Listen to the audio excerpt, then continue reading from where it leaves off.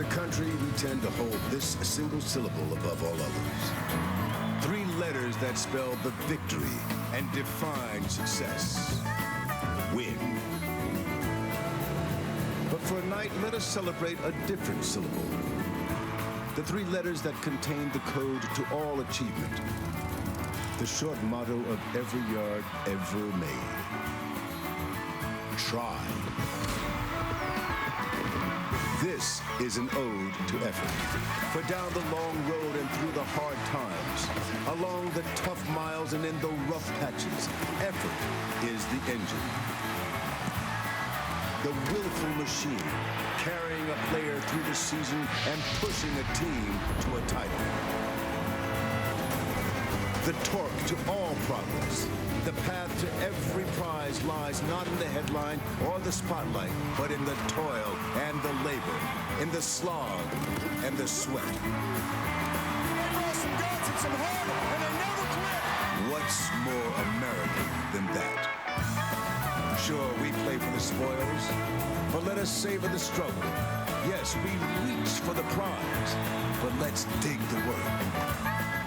Here's to the strain and the strength, the locomotive of every victory earned, and the one they came here to seek. Win? Maybe. Try. Get damn right.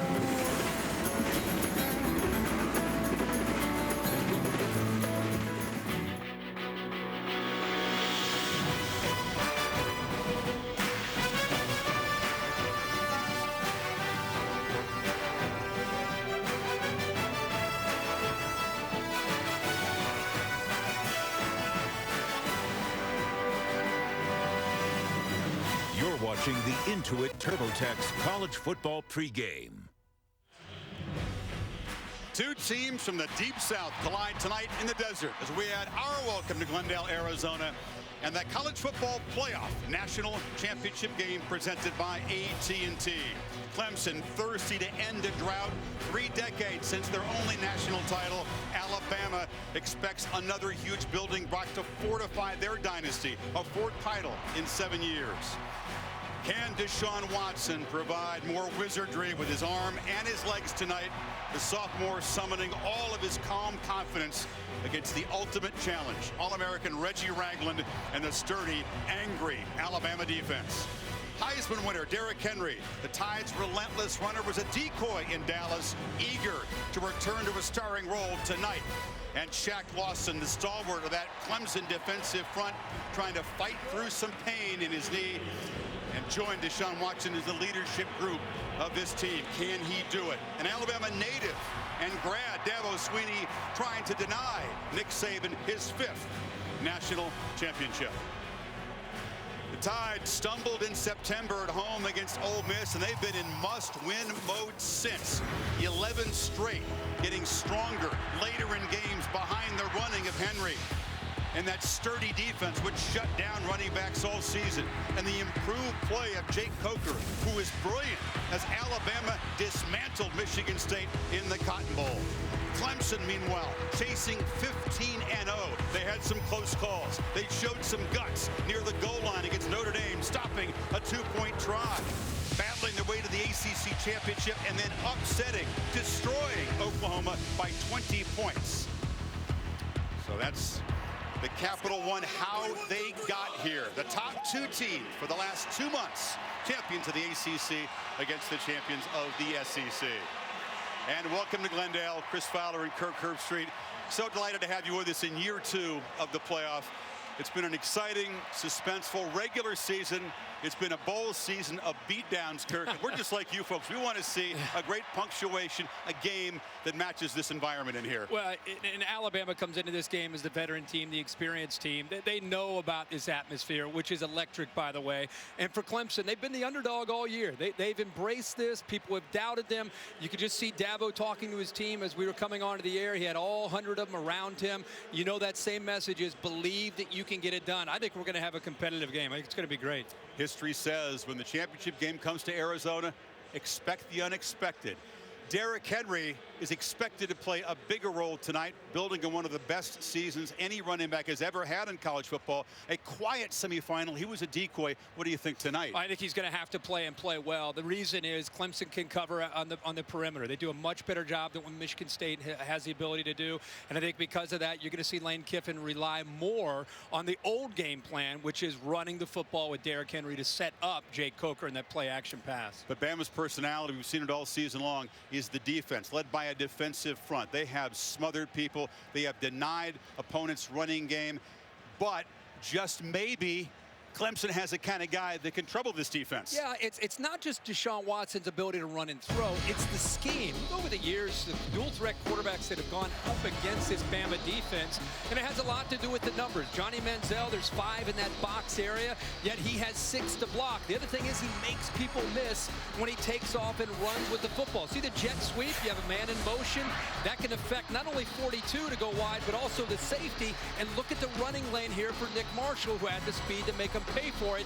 The other aspect that you have to be concerned about, this year with Chad Kelly. See how he shows the ball to the defensive back Humphrey? He comes down on it. It opens up a big throwing lane and obviously an open receiver. This is what exactly I believe Clemson will try to do against Alabama. Remember, Alabama's made a lot of changes to defend this very style of offense. We'll see if it pays off tonight for Nick Saban. Could add Cam Newton to that list. And Watson's done his homework. He always does. He's talked to a lot of quarterbacks who've had success against Alabama. Meanwhile, on the defensive side, there's some injury concerns. Deshaun Watson goes out there perhaps knowing that he's going to need to continue to score some points. And they've had 10 straight 500-yard games on offense. Yeah, he's going to have, if Clemson ends up competing and winning this game, it's going to be because of number 4, Deshaun Watson. We just showed you how teams have attacked Alabama. Well, now this is Clemson against Oklahoma. You have 7 in that box. If you include Gallman, the running back, you have 7 to block. And there's Deshaun Watson taking off. How about if you attack left? There's 3 against 3. The running back becomes the lead blocker. He takes the linebacker out. You see there's nobody left there, and there's a first down. It sets up this kind of opportunity. You show run, and then you allow your receivers. Here's Octavius Scott getting behind coverage, one-on-one. You affect the eyes of the secondary and the linebackers. They start looking in the backfield, worried about the run game. It could open up the throwing for Deshaun Watson, who, by the way, is very, very accurate in throwing the football. That's unheard of. 5 100-yard rushing games in the last 6. You do not see that in the FBS. Every opponent says the guy is faster in person than we thought he was on tape. He'll have a minimum of 25 carries tonight, and he's going to have to be the difference in being able to run the football as well as throwing. Tigers bring a tough defense as well, but their leader, the ACC Defensive Player of the Year, the top guy invading the backfield, Shaq Lawson, is a concern based on what we saw in warmups. Yeah, I mean, watching him, there's big concerns. He obviously had to sit out of the Orange Bowl against Oklahoma. I was blown away with the way Clemson defended an OU offense that was very balanced coming in. Austin Bryant stepped up. There's a lot of depth on that defensive line, and now there's talk about Mackenzie Alexander, their corner, maybe not playing. We watched him in warmups. He looked fine. I think he'll go out and play tonight. Well, Dr. Jerry Punts joins us with more on Lawson's knee injury, what he's battling through or trying to tonight, Doc. Hey, thanks, Chris. You know, in the second play of the Orange Bowl, Shaq Lawson suffered a sprain of the medial collateral ligament on the left knee. Now, let me show you, folks. This is the big, thick MCL, a medial collateral ligament that controls side-to-side movement of the lower part of the leg. Pretty important when you try to plant your foot and change directions. You know, now the good news, the MRI didn't show a tearing of that ligament, just stretching. Now, here's the bad news. Normally, that injury requires 3 weeks to heal. He only had 12 days. But just a moment ago, he went out and warmed up in a special brace for that left knee, and I have just been told a minute ago that Shaq Lawson will start for the Clemson Tigers here tonight. Now, here's the concern. He's had no full contact since the Orange Bowl, so the coaches and medical staff and all of us at home will be watching at the same time to see if he has the mobility and agility to be able to get off blocks. Can he change directions and protect himself? If he cannot, he will come out of the ball game. And just a moment ago, Dabo Swinney said, this young man playing on a knee that's not 100%, he epitomizes the bring-your-own-guts mentality for this Clemson football team. Chris? Jerry, thank you. Yeah, the draft is the next stop for Lawson, but he wants to dig deep and try to win a championship for his team tonight.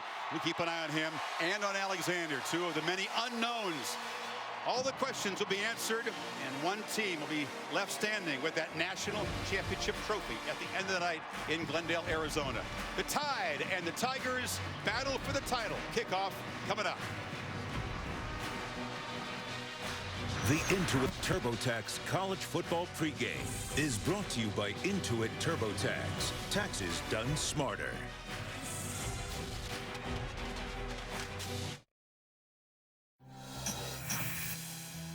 I'm not even sure what's going to be going through my head, but, you know, right before kickoff, it might be tears, it might be a smile. Intense, but silent at the same time, knowing what we're about to do.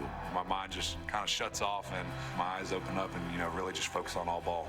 You hear the crowd get louder and louder and heavy breaths of your teammates next to each other. It's almost like one heartbeat. It's going to be go time for sure. It's here now, so we just got to go get it. Time's here. You can't back out now. Ain't no hiding. You got to go out there and play ball. You can sense those moments as sun sets in the desert. Aerial coverage provided by Goodyear. Kick off your drive with tires that return superior performance. Goodyear, more driven. Clemson and Alabama Tigers can become the first modern team to go 15-0. Crimson Tide going for yet another national championship. Reese Davis, Desmond Howard, Lee Corso, and Ohio State head coach Urban Meyer with us now. We've talked so many keys, Desmond. What's the one you're looking for early you think will decide the game? My biggest concern, Reese, is Jake Coker coming off a career game against Michigan State in the Cotton Bowl. What is his mind state? Is he going to come out here like he's Tom Brady now and throw the ball over the field? Or is he going to come out with a conservative approach, stick to the script, and play within himself? When you have a big game, you get a lot of confidence. I think it's going to be imperative that Jacob Coker, coach, plays within himself, take what the defense gives him, and he cannot turn the ball over early. I think the key to the game is the Clemson defense. Remember, they held Oklahoma, which they averaged 52 points in the 7-game winning streak, to nothing in the second half. Now, if they play anywhere like that, they got a chance. Defense, some phase of it will win the game. We're talking offense, but some phase of the defense will win the game, coach. At every level of championship football, professional, college, and even high school, the quarterback that can extend plays, make plays when plays break down, those are the teams usually win. Yeah. Deshaun Watson has to have a day of his life against this Alabama defense to have a chance. Definitely. Yeah. There's a huge opportunity, and Alabama doesn't give up. They don't give up sustained drives. What they will give up occasionally, big plays in the passing game. Deshaun Watson has been as good or better than any quarterback in the country at getting those types of plays and pulling them off in the passing game. What a great ride it's been in the sport this year. Tuscaloosa to East Lansing, Norman to Clemson. Let's take a look at the road to the championship, fueled by Gatorade. You could have all the talent in the world and a highlight reel a mile long. He got it! You could have the greatest of expectations and be everyone else's big game. He's in! Touchdown! You could be the unexpected underdog. Oklahoma comes from behind. And hand out upsets like candy. For the win. Got it! Michigan State as gutsy as it gets. You could be the pride of Dixie. And they are going to fake it, and the throw is complete. I thought he was going to kick it. And then dominate the competition. Henry, that's easy. You could go undefeated. 14-0. And stand on the doorstep of history. Alabama bullying the Big Ten champions. And you could stop there, but you won't. Because you're not still undefeated. Done. Emphatic. Yet.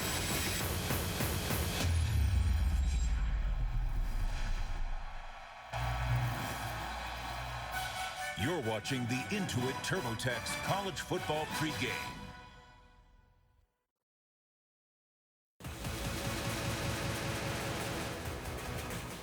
The Intuit TurboTax College Football Pregame is brought to you by Intuit TurboTax. Taxes done smarter. Clock inside the stadium says 17 minutes and 30 seconds until kickoff between Alabama and Clemson. These two have been on a collision course since the rankings from the College Football Playoff Selection Committee November 10th. Clemson's been number 1. Alabama has been number 2, and tonight they meet. It has been a season defined by illogical finishes, and now it comes to a logical conclusion. that long-awaited Clemson stumble just never happened. Neither did the dynasty-destroying death nail for Alabama. Neither team would allow it. So now it's the Tide against the Tigers, and somebody's destiny is fulfilled tonight. There's no turning back. There's no tomorrow. This is the defining moment for this team. Clemson is here, and I think that with a win over Alabama, we'll really express that. We got the team, we got the guys, and we got the coach staff. We got all the tools to finish, but that's what we got to do is finish. You know, we've been working for this moment, and now it's here, so we got to go take it. Alabama's the standard right now, so if we beat Alabama, we'll be the standard of the ACC. You're only as good as your last play. You're only good as your last game, and that's how you're going to get remembered. And now it's time to make some picks. So who wins the national championship and why? I must admit, coming down to the stadium, I thought Clemson would edge out Alabama. I thought their defense would rise to the occasion. But when we got the news about Mackenzie Alexander, he's iffy going into this game. We know Shaq Lawson is. I have to say, like my boy Steve Boucher, defense wins championships. Too many question marks on the side of the ball for the Tigers, Urban. I'm going with Alabama. Alabama with the depth of the defensive front seven to rotate through with the spread offense of Clemson. Tight, low-scoring game. I'm going with Alabama. Okay, we've got two Alabama picks. What do you have, Coach? Let me tell you, I've had the worst year ever in trying to pick games. I'm 6-11 in the head year. I picked against Clemson twice this year and lost both times. But listen to this. I picked against Alabama 3 national title games and lost all 3. I'm 0-5, so it makes sense. Common sense tells me I got to go with the Tide. Of course. 7-point favorites. Yeah. It's a no-brainer. I don't do well with common sense. Hand me no Tiger here. Oh. Lee Corso going with the Tigers, much to the delight of the orange and purple-clad fans. An overwhelming majority, particularly behind our set location, enjoying Coach Corso despite the season record, going with Clemson. And there's the royal wave, too. Look at the eyes on that thing. There's so much at stake for both of these programs. Clemson can validate its run of double-digit season wins with the championship. Alabama can win its 4th title in 7 years, claim its 16th, 11th in the poll era, and a 5th for Nick Saban. Closing in on kickoff between Alabama and Clemson. Let's go to our public address announcer tonight, John Magrino. Ladies and gentlemen, here to perform America the Beautiful, accompanied by members of the Phoenix Children's Chorus, please welcome Mercury Records Nashville recording artist, Kanan Smith.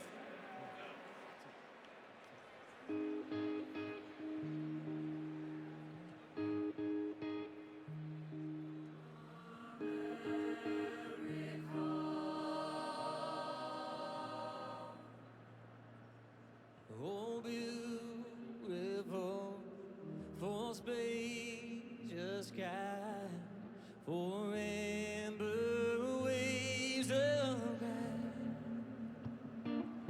for purple mountain majesty, of the fruit and plant, America, God shed His grace on thee, and crown thy good with brotherhood, from sea to shining sea, sea to shining sea, oh America.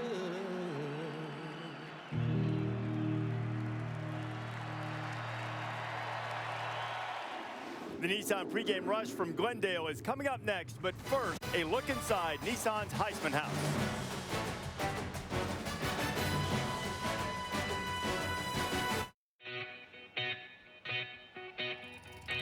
It is almost time.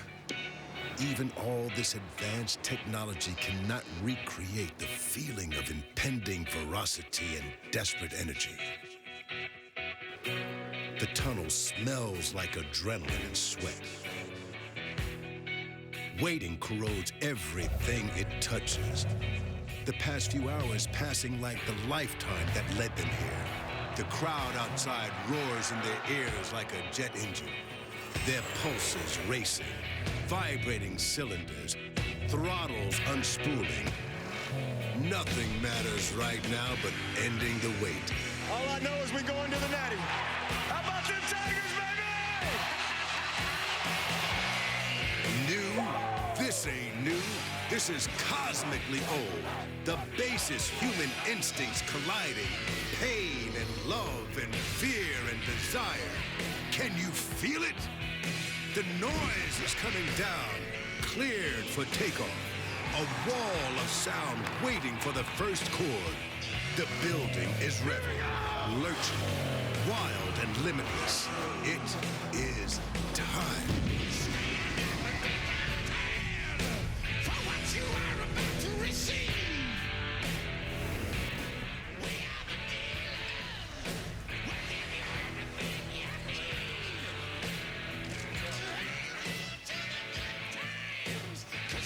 The youthful Tigers.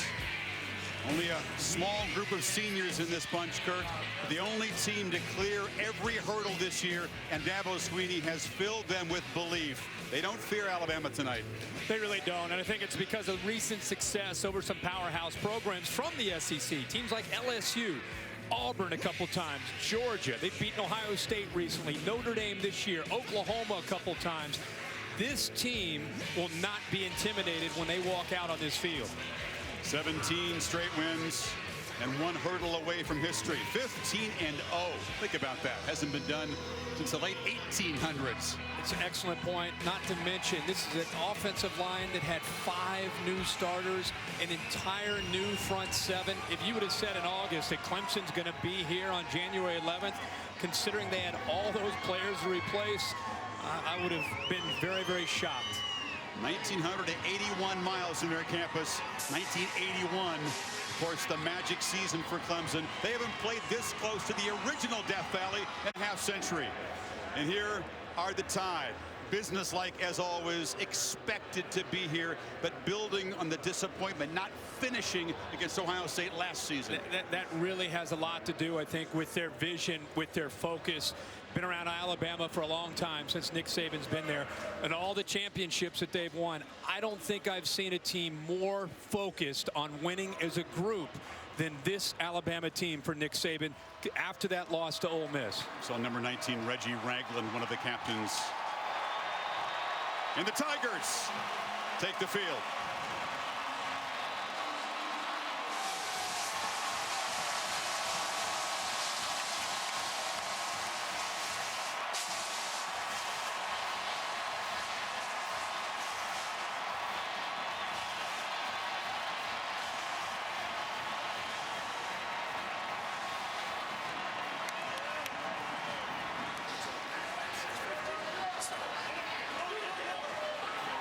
Nick Saban told his team, you deserve to be here, but you are entitled to nothing.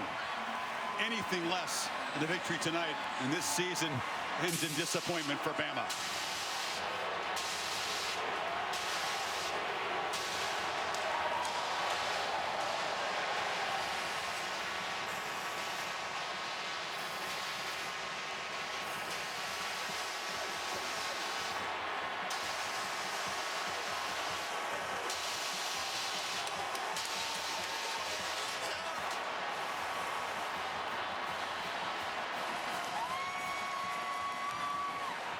Fan edge has to be Clemson, perhaps by 60-40. It's been a long time for the folks in orange. This has been the Nissan pregame rush. Alabama and Clemson in just moments now. But first, to the public address announcer, down to John Magrino. Ladies and gentlemen, please rise for the presentation of our nation's colors by the Joint Service Color Guard, comprised of representatives from the U.S. Army, U.S. Marine Corps, U.S. Navy, U.S. Air Force, and the U.S. Coast Guard.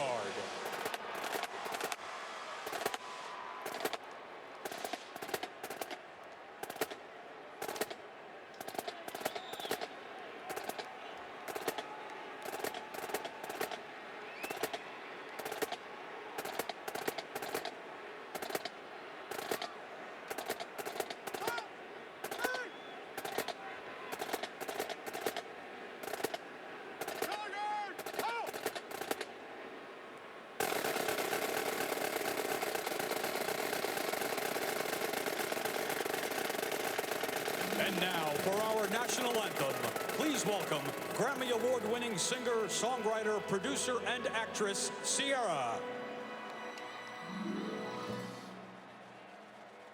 Oh, say, can you see by the dawn's early light what so proudly we hailed at the twilight's last gleaming, whose broad stripes and bright stars through the perilous fight o'er the ramparts we watched were so gallantly streaming, and the rockets crackling,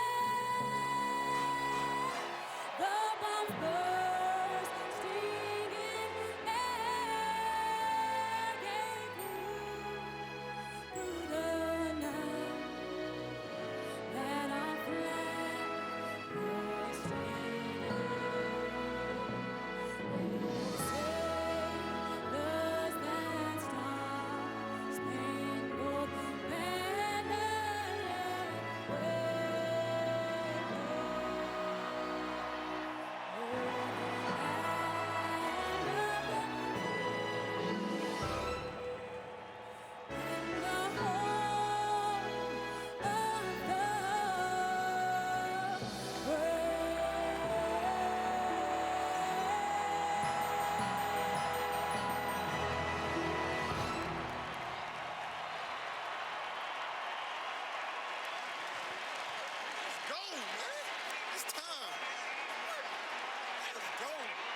Ladies and gentlemen, please direct your attention to the field and welcome 3 of the newest members of the 2016 College Football Hall of Fame class.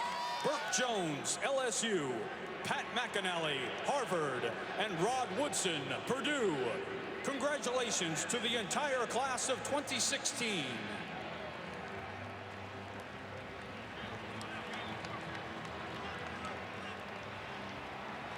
And now, please direct your attention to midfield for the national championship game coin toss with tonight's referee, Terry Lydon, honorary captains C.J. Spiller and Mark Ingram, Clemson team captains Eric McLean, Sharon Peak, Stanton Seckinger, Travis Blanks, B.J. Goodson, and D.J. Reeder.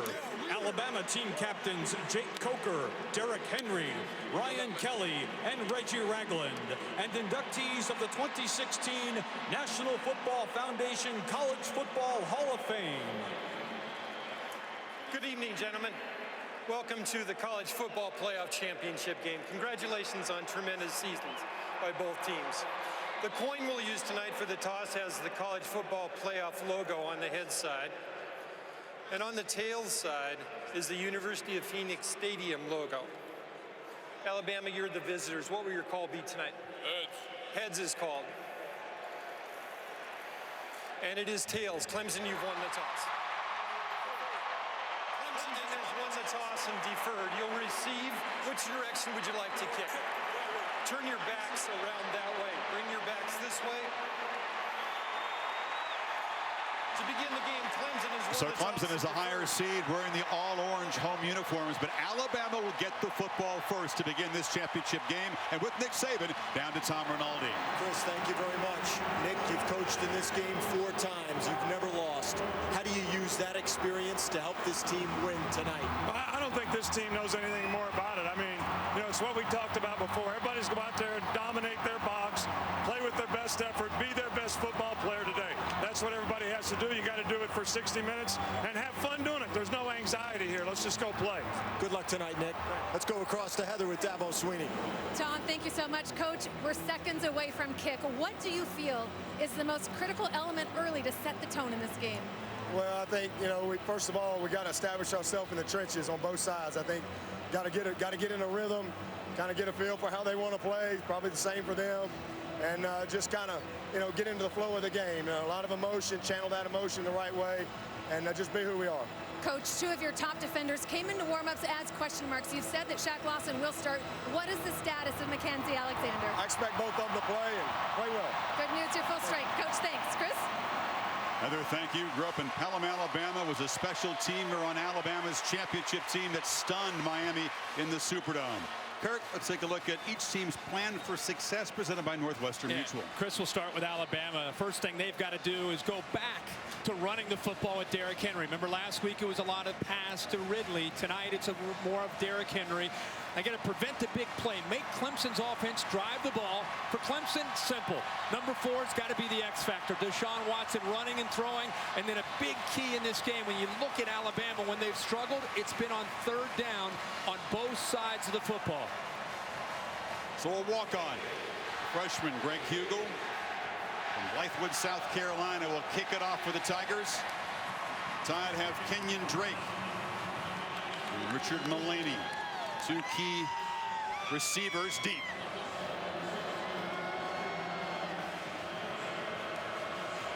The national title in year 2 of the playoff. Fought for tonight in the desert.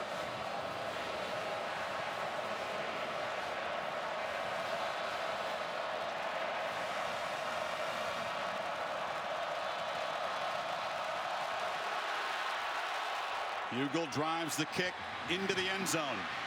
Drake brings it out. And is knocked down. Good coverage by the Tigers.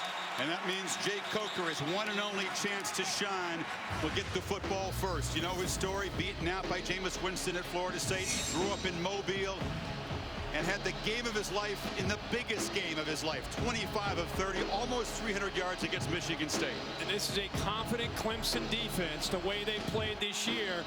Look for Alabama to try to shock Clemson. Wouldn't be surprised to see him take a shot early here in this football game. Maybe try to do some things a little bit unorthodox and different from what they've done coming into this game. It's the Capital One quarterback profile. I think you said it's going to be tougher for him tonight than it was against the Spartans defense for lots of reasons. A first down throw. They flip it near side. This is Calvin Ridley, the top receiver, but he's knocked down immediately by Mackenzie Alexander, who is starting along with Lawson. Yeah, so much for Mackenzie Alexander, maybe not playing in his football game. First play of the game, out in space. Big thing that Clemson's done well all year in the secondary. And here's some tempo from Alabama. No gain in that play, and here comes the Heisman Trophy winner as the flag comes down. Then Boulware shoots through and drops him for a 5-yard loss. Yeah, I don't know if Alabama was set there. They're trying to go tempo. Remember I talked about doing some things a little different to catch Clemson off guard? Oh, they actually catch Clemson. So the tempo does work. Tide will use tempo in spots, but not typically this early in the game. Offside. Number 90 of the defense lined up in the neutral zone. 5-yard penalty, second down. Terry Lydon in the Pac-12 crew working this game. And there he is at the bottom, Shaq Lawson. We wondered, how would he hold up? He's obviously in the neutral zone there. Good call. That's not even close, Shaq. No. Alabama feels by going tempo. You know, Clemson's known for tempo. Bama can go tempo. Makes it tougher for Clemson to get the calls into the defense. You'll see all 11 guys, look at them, looking over to get the call from Brent Venables. And if you hurry up your offense, it makes it tougher to get that call in. Penalty negates a 5-yard loss. So 2nd and 5. This is Henry picking his way up the middle. Knocked down at the 29, about a yard short of the marker. A lot of energy, a lot of emotion right now in this football game. And third down has been a problem for Bama most of the year. You say 3rd and 5 plus 103rd in the country. Here's 3rd and short. Again, they go tempo. Henry powers for a first down. It's a Clemson defense, Kirk, that's been very sturdy late in games, clutch, but often they seem to get off to a little bit of a slow start. It happened in Miami against the Sooners. It sure did. And you go back to a game you and I called when they played Florida State. Remember Dalvin Cook found a crease in that initial surge. Second play of the game. Yeah, absolutely. It's part of feeling the offense out. You've been prepping. Now you got to see what they're doing. Coker pump fakes and now just fires into the ground. The receiver fell down over there. It was Ridley in a collision, and Dick just decided to spike the ball. But not only that, Chris, there was a misunderstanding. Ridley was running a different route, and then he eventually went down, but he's turning the sideline. I don't know what the misunderstanding was, but the young freshman who had such a big game against Michigan State not running the route that his quarterback was expecting. Lawson out of the game for this snap. You almost expect some jitters, don't you, in a championship game, especially from younger players. Darius Stewart comes in motion. Henry, not much room. Penetration early by DJ Reader, blew it up. Yeah, that's a good job up front. It's a different battle today for this Alabama offensive line. They try to double team, but boy, Clemson holding the spot there by DJ Reader. You see Austin Bryant, who's in there for Shaq Lawson coming in, and this is what Brent Venables wanted. He is as good as you'll see in the country at third down. They're second in the country this year at getting after the quarterback and disguising. Coker needs 9. Tigers rush 4, flipped complete. Ridley's got some work to do. Does make a man miss. Dives right near the marker. It's going to be close at the 44. Boy, great job by Mulaney up at the top of doing a good job on the block. He'll be right up here. You'll see. Watch how he sustains his block, and it allows Ridley to pick up those yards. He does get the first down. So makes up for that mental mistake. Lawson back in the game. Will track his snaps as Stewart takes the toss again. Not much running room. He does well to get 3 yards. He is such a long strider. He is more effective as he builds up his momentum. The big thing that people talk about every single time you get around people trying to defend Alabama, Derrick Henry, they talk about we need penetration. We've got to get to him before he builds up his momentum, and that's what they've done here so far early in this game. First 7 plays against Michigan State, didn't touch it once. Already 4 carries in their first 7 plays. Pop pass, Stewart with Henry as a lead blocker. Excuse me, that's Kenyon Drake driven out, and that's the Heisman Trophy winner getting to the edge to help his teammate. And Shaq Lawson, because of that knee, he's offsides again. If you go back and look at that play, he's lined up in the neutral zone again. Remember, he's playing with that MCL injury Doc Punch talked about earlier. He's in a different stance, and I think it's really affecting him as far as his vision and his alignment. That's the second time. He got away with it that time, but he was in the neutral zone again. This time they need 6 on third down.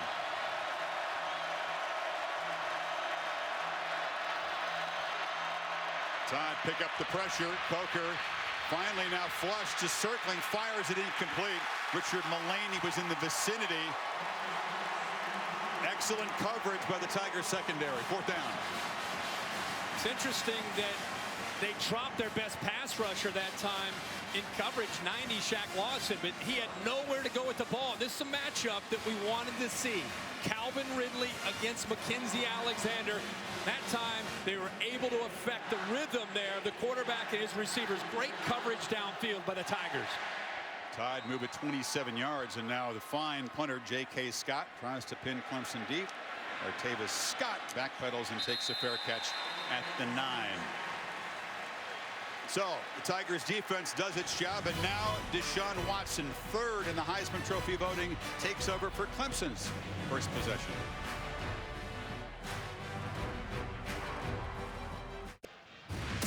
Our Capital One profile quarterback Deshaun Watson, who a year ago was dealing with an ACL injury, played hurt against South Carolina, missed the bowl game. Began his sophomore season playing somewhat cautiously, but got more confident, and then he got faster as the season went on, and he broke the ACC total offense record with 4,731, and he was brilliant, first as a runner, later as a thrower against Oklahoma. Tonight, he'll have to be both. It'll have to be his arm and also his legs. His legs will have to be a big factor against this Alabama defensive front. Scott in motion. They give it to him. And the top receiver for Clemson hurdles and gains about 4. You'll see Clemson go tempo. Their goal is to wear down the defensive line with outside runs and tempo.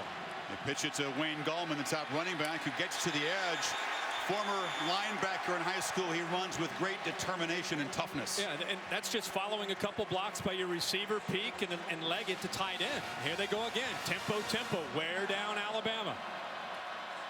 Watson now for his first downfield pass attempt. Scott well covered and shoved out of bounds, incomplete. It was Marlon Humphrey, redshirt freshman, guarding him. Long throw, and actually late there by Watson. He's on the left hash, and he's going to his favorite target, Scott. But typically you're going to see Watson anticipate and throw the ball early. That time he was maybe early in the game just being sure, and by being sure the ball was late. Incompletion allows Bama to substitute some of the big guys up front. Now they hand it to Gallman, and he is hit immediately. No gain. So tough to run on this Tide defense. Jonathan Allen stopped him. Yeah, Jonathan Allen comes from the backside over here. You'll see him chase, but you also see the safety that time, Matthias Smith, get involved as well. Now the trouble with tempo, and it's 3rd and 10. We just talked about Clemson confusing the quarterback and coming after the quarterback. They got to be careful here of Watson on the scramble. Tide show pressure, but only rush 4. Watson flushed, has room, now fires behind Jordan Leggett. The tight end comes back to make a catch for a first down. That's exactly what I'm talking about. He's got to create 3rd down. You know he's not just going to scramble to run, Chris. He is scrambling to buy time. Leggett works to get open, and a great job with vision downfield by Watson. What a catch by Leggett. Throw was not very accurate.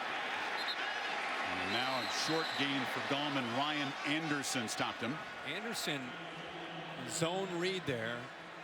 See Watson reading the in man on the line of scrimmage, and it was 22 Anderson. He collapsed down in a hurry. Surprised Deshaun didn't pull that and run around the corner. Clemson will come back to that play.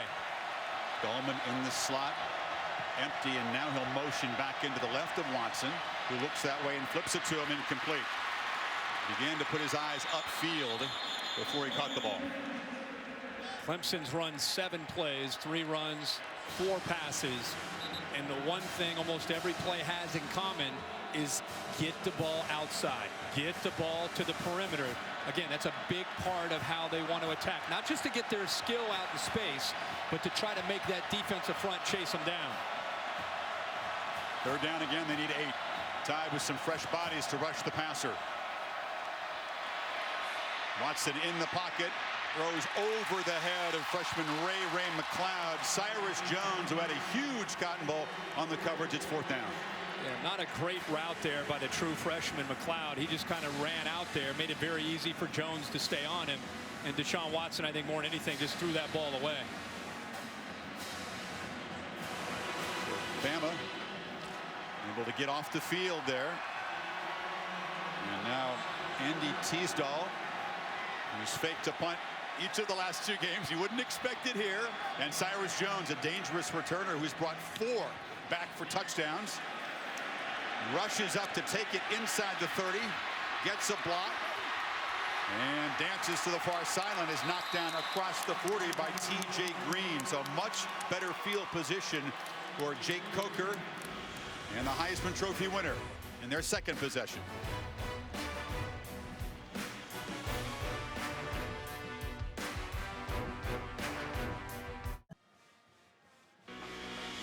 The 2016 College Football Playoff National Championship is presented by AT&T, mobilizing your world, and in part by Dr. Pepper and college football.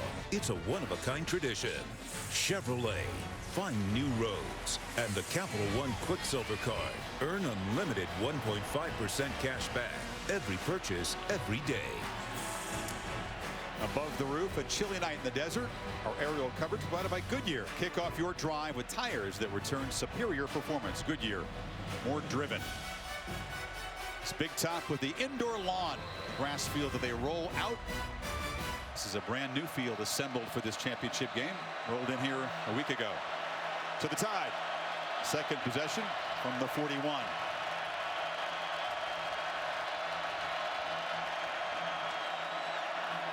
Henry's got it again.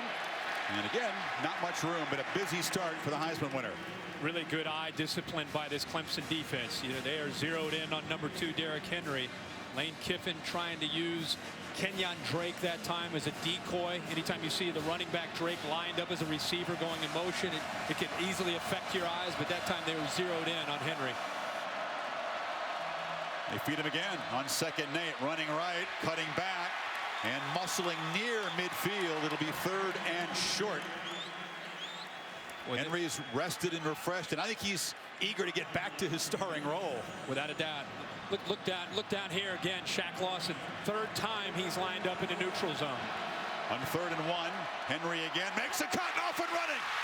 The Heisman winner in the open field, headed for the end zone.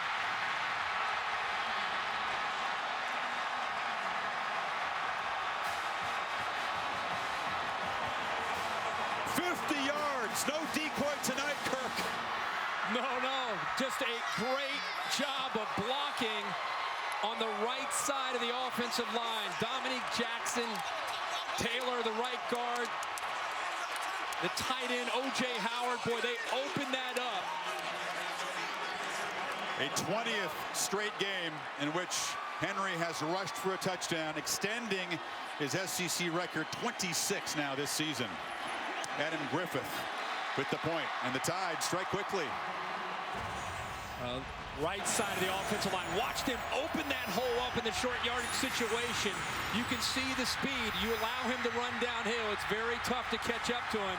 But give the offensive line, Jackson, Taylor, Howard, open that up. Clemson selling out in that short yardage situation, and it opens it up for Alabama. And Nick Saban got exactly what he needed from his team, a start in a 7-0 lead. So Derrick Henry, all 59 yards in that touchdown drive. He already has 71 tonight. That's just 4 short of what he had all game against Michigan State.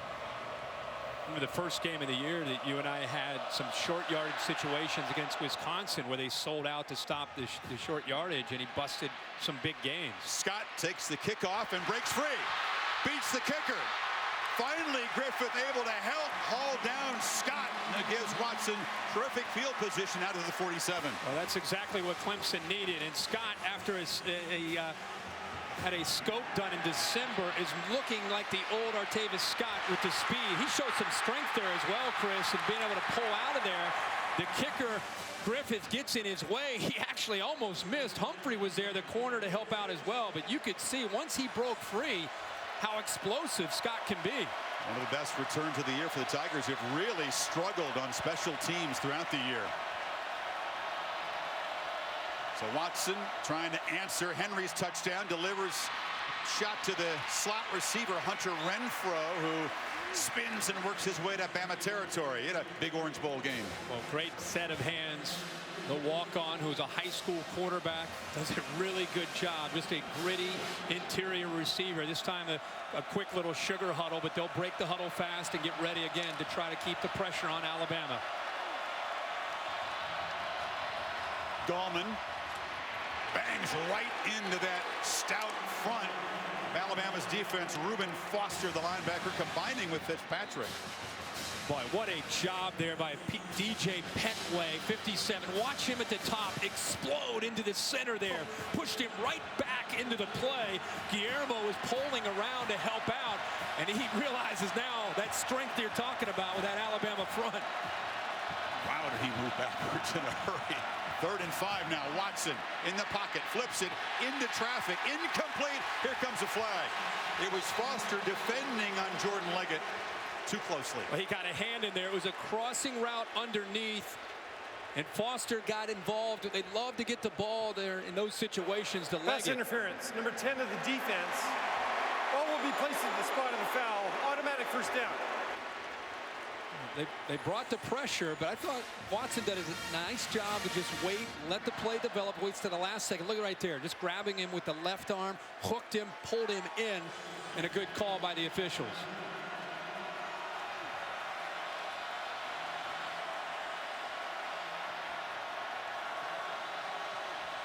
Ball moves to the 43. And Watson looking to throw on first down. Now takes off. His first run of the night. It's a scramble, but it's a quick 7. This Alabama defensive line, the best that Nick Saban has had since he's been in Tuscaloosa. Bo Davis is the defensive line coach. They really feed off of his energy. He's got 3 first-round picks on that defensive front.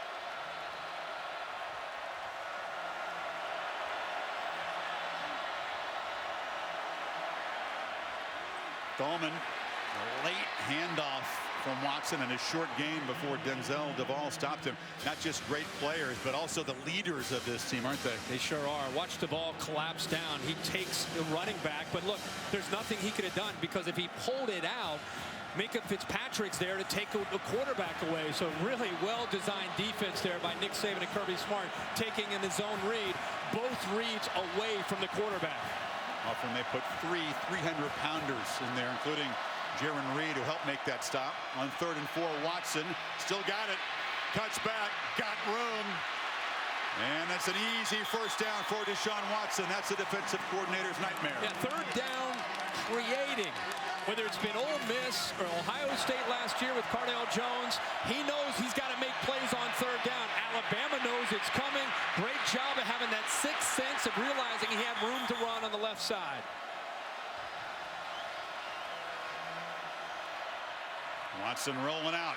Takes a downfield shot. Renfro, the end zone. Touchdown Tigers as they answer the Tide score.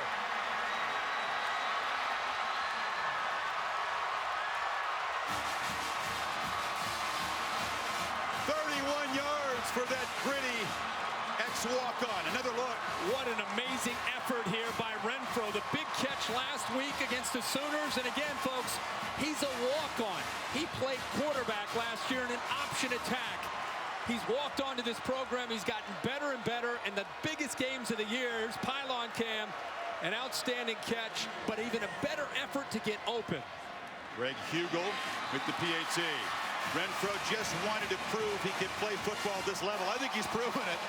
Absolutely, Chris. The wheel route. I was watching him. Watch him work and fight through to get open on the wheel route. Minka Fitzpatrick's doing a pretty good job there. He doesn't give up. He used his body to get a little bit of separation. And how about the throw by Deshaun Watson? Right on the money to tie this game up. Only the second first-quarter touchdown the Tide have allowed. 2 marquee offensive stars in this game shining early as Deshaun Watson and the Tigers answer Derrick Henry's touchdown. Hunter Renfro, a walk-on here, as you said, a baseball player in high school most. That was his first sport. His dad was a coach, Myrtle Beach, South Carolina. And maybe Dabo Swinney sees something of himself. Dabo was a walk-on receiver at Bama. Maybe he'd say Hunter has a little bit more talent. Yeah. But both offensive coordinators here for Dabo, also ex-walk-ons at Clemson. Drake with a crease, makes a cut. Kenyon Drake just dropped at the 40 by the kicker, Greg Hugel.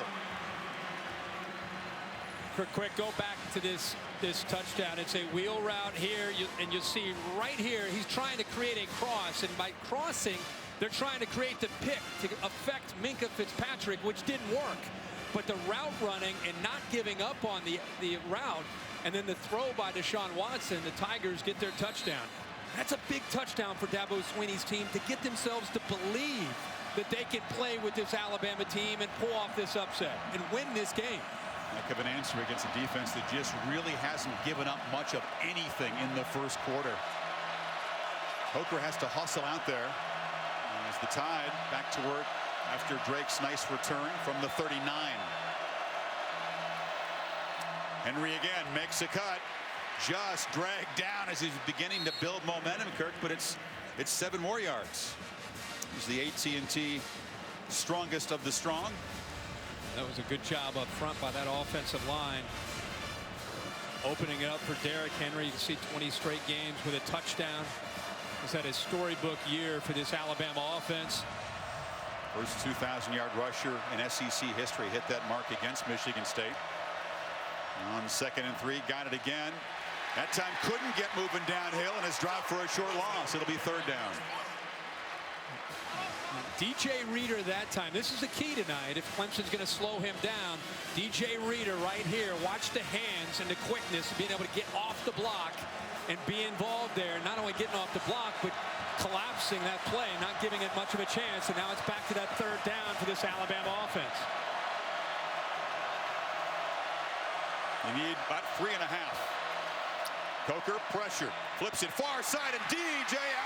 Howard, the tight end, is wide open and rumbling free down inside the 30. Lane Kiffin with a good call against the pressure, Kirk. A great call on third down. They brought B.J. Goodson on the blitz. You see him right here. Howard's hiding. Nobody picks him up coming out of the backfield, and it opened it up for an easy throw for Coker. The Tide do this after a big pass play. They play with Temple. Coker wanted to get into the edge, and now dropped for a loss by Shaq Lawson, who looked pretty good that time. He sure did. Nice to see Shaq Lawson be able to have such an impact. 11.5 sacks now on the year. Look at him. I tell you, Jake Coker's a pretty good athlete for his size. He does a good job. We wondered how would he be able to move laterally with that MCL injury. That time he stays in position, and then the speed and quickness still that he has to be able to get to Coker. Two of the best pass rush teams in the country. A 44th sack for the Tigers, who sacked Baker Mayfield 5 times in the semifinal. Now some confusion. The Tide trying to get lined up, and with the play clock winding down, Alabama's Coker spends a taking their timeout. first time out of the half. 30 seconds in duration.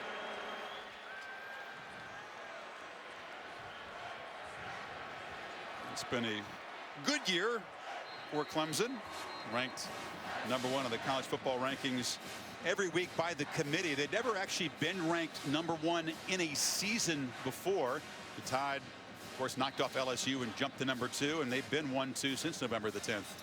Yeah, they have definitely been the two teams that a lot of people were excited to see to have a chance. This Tigers team, despite being ranked #1, they've been able to maintain a chip on their shoulder. It's kind of been driving them. Nobody believing us, people doubting us, and it has them here tonight playing for all the marbles, playing for the national championship.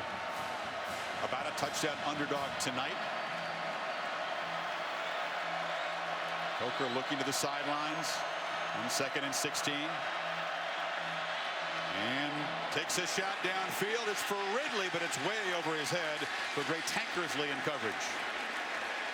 Chris, if you remember, early in the year, Cordray Tankersley was tested. Teams went after him. They were somewhat intimidated by Alexander on the other side, and teams had some success early in the year. But boy, if there's a player that's improved the most on this defense, it's probably Tankersley. Big, strong, 6'1", about 195 pounds, and they leave him on an island quite a bit. Came over to deny a touchdown against Oklahoma with a pass broken up in the end zone. So on 3rd and 16, they hand it to Henry, who breaks a tackle and muscles down to the 27. Austin Bryant tackled him. That run designed to set up a makeable field goal, and it does so. Yeah. 3rd and long has not been a strength. We've talked about quite a bit about that tonight for Alabama, and just trying to give Griffith a better chance at this field goal. And he's hit 6 in a row from beyond 40. Told me he corrected some mechanics after missing his first 4 attempts this season. Finished up 22 for 30. Terrific story. Born in Poland, lived in an orphanage, adopted by parents in Georgia, and given a scholarship by Nick Saban. But this one starts right, stays right. Missed it from 44, and the Tide come up empty. As Sweeney's defense with that sack from Shaq Lawson, huge in that series. Yeah, Chris, you talked about it early in the year. The hold is great. He just, and actually, if you look at the kick, the ball looks like it's hit pretty well, but he just pushes it off to the right there, and Dabo Sweeney says that's a win. That's a win for us. You get Deshaun Watson back out of the field. So you have the answer to get it to 7-7, and then the defense forces a field goal, and they miss it, and they get the football back. So the Tigers taking over on their 27, and Watson goes straight back on 1st down. Now escapes again. Deshaun Watson just glides for 12 yards. This is what Saban feared. Well, when you play a man-to-man, you've got an athletic quarterback who can run. You better spy him. You better have eyes on number 4. Everybody knew coming in, his ability to create was the biggest thing Alabama had to take away. Now it's Gallman with a big convoy of bodies in front of him, spinning and fighting for a nice first down gain. Duvall tackled him. Important to look at Clemson not doing a lot of substituting. And when Clemson's not substituting and they're in hurry up, the rule is that Alabama can't substitute. So that allows you to stay really fast. That time they bring a player in late. Now Alabama can bring a player in late. Peak at the bottom checked into the game, and now you see Reed checking into the game too. Saban and Kirby Smart intend to take full advantage of that, don't they? Every time Clemson does change a receiver. Play clock at 5. They fake it to Gallman. Watson pump fakes. Now sprints out, fires downfield into traffic. Catch made. Ruled a catch at the 30 by Sharon Peak, the senior. Chris, I can't tell you how impressive that is, not only by Watson, but by Peak to give this play a chance. The quick slant's taken away. He realizes that his quarterback's going to buy some time. He works to get open, and a perfect throw. And the strength to keep that foot in bounds when he was hit. And now, strike over the middle. It's Leggett, the tight end, and Watson, the Tigers are rolling. They split the two safeties who are high. Two safeties that are back deep. The way you try to attack them is right over the linebackers into the middle of the defense. Another great throw by Deshaun Watson, who's in rhythm and has Alabama right now on their heels. Final minute of a frantic first quarter. Watson, this is a design run into traffic and not much there. Gets about a yard. Ragland and Foster. So now, can they be efficient in the red zone? They beat Oklahoma by 20 despite only getting 13 points, Kirk, in their 4 red zone trips combined.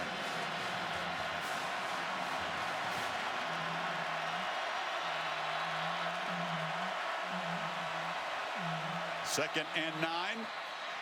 Overthrown. Over the head of Renfro, and now it's third down. Well, in this area this year, Renfro has been a great target in the slot, but the big tight end Jordan Leggett, who had a great catch there a play or two earlier, those are typically the players he looks for. And don't forget again, the quarterback scramble has been effective on third down. Figures to be final play of the quarter. You need to get to the 2. From the pocket. A strike and a touchdown again. It's Renfro.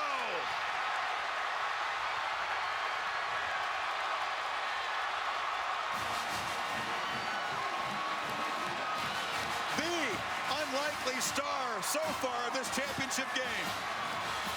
Wait till we show you this route by the freshman. He's being defended by another freshman who's one of the more highly touted corners in the country out of New Jersey, and Minkah Fitzpatrick. He put a move on him to the outside to set up the move back to the middle, and a ball again. You can see the trust and the rhythm between Watson and his receiver Renfro. 73-yard drive. That was all Deshaun Watson running and throwing. And the second touchdown for Renfro, who continues a monster postseason.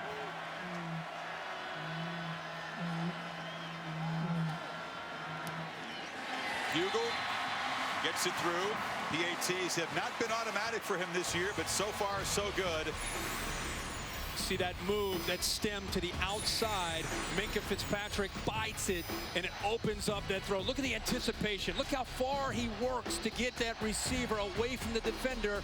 And Renfro, again, doesn't give up on the route, and it's a touchdown. Terrific first quarter in Glendale. Tigers up 14-7. You're watching the College Football Playoff presented by AT&T.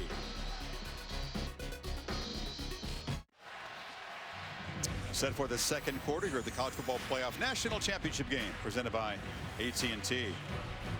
A Bama defense, Kirk, that allowed total of 19 points in the first quarter all season. Just one of those was a touchdown by Tennessee, giving up 2 touchdowns.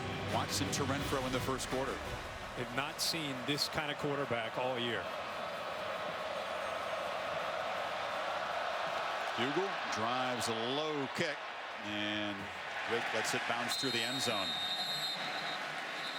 Dabo Swinney grew up in Alabama, Walked on at Alabama, was a wide receiver, a special teamer, part of that special group that shocked the Hurricanes, won a title in the '92 season, was an assistant coach, but then got out of coaching. You wanted to lease or buy a house, call Dabo in the Birmingham area, did that for a couple years, took a pay cut to go back to Clemson and work for Tommy Bowden. And when Tommy Bowden was fired midway through the season, Dabo Swinney was the receiver coach. Terry Down Phillips, the athletic director, walked in, pointed at him and said, "You're the head coach. You're in charge. You make the decisions. Close the season strong and earn the head coaching job." And he did just that. What a great choice by Terry Down Phillips. Coker from the pocket has a man wide open, and it's Richard Mullaney.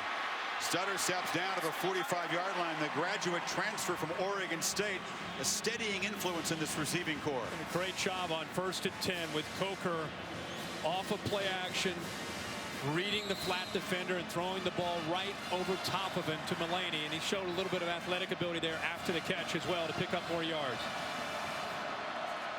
Now they hand it to Henry, who's met in the backfield and dropped for a loss. Quick penetration by the excellent defensive end, Kevin Dodd. Kevin Dodd gets in here. We don't talk as much about Dodd. Watch him shoot this gap. That's what you have to do against Derrick Henry. Shoot your gaps, be able to get in there before he builds up that momentum. And I think they underestimated, it was either a blown assignment or underestimating the quickness of Kevin Dodd. They say the hardest working guy on that defensive team. He had a big game against the Sooners when Lawson went out. He's got 20 tackles for loss, overshadowed a bit by number 90, but an excellent player himself. So Henry loses 4 there.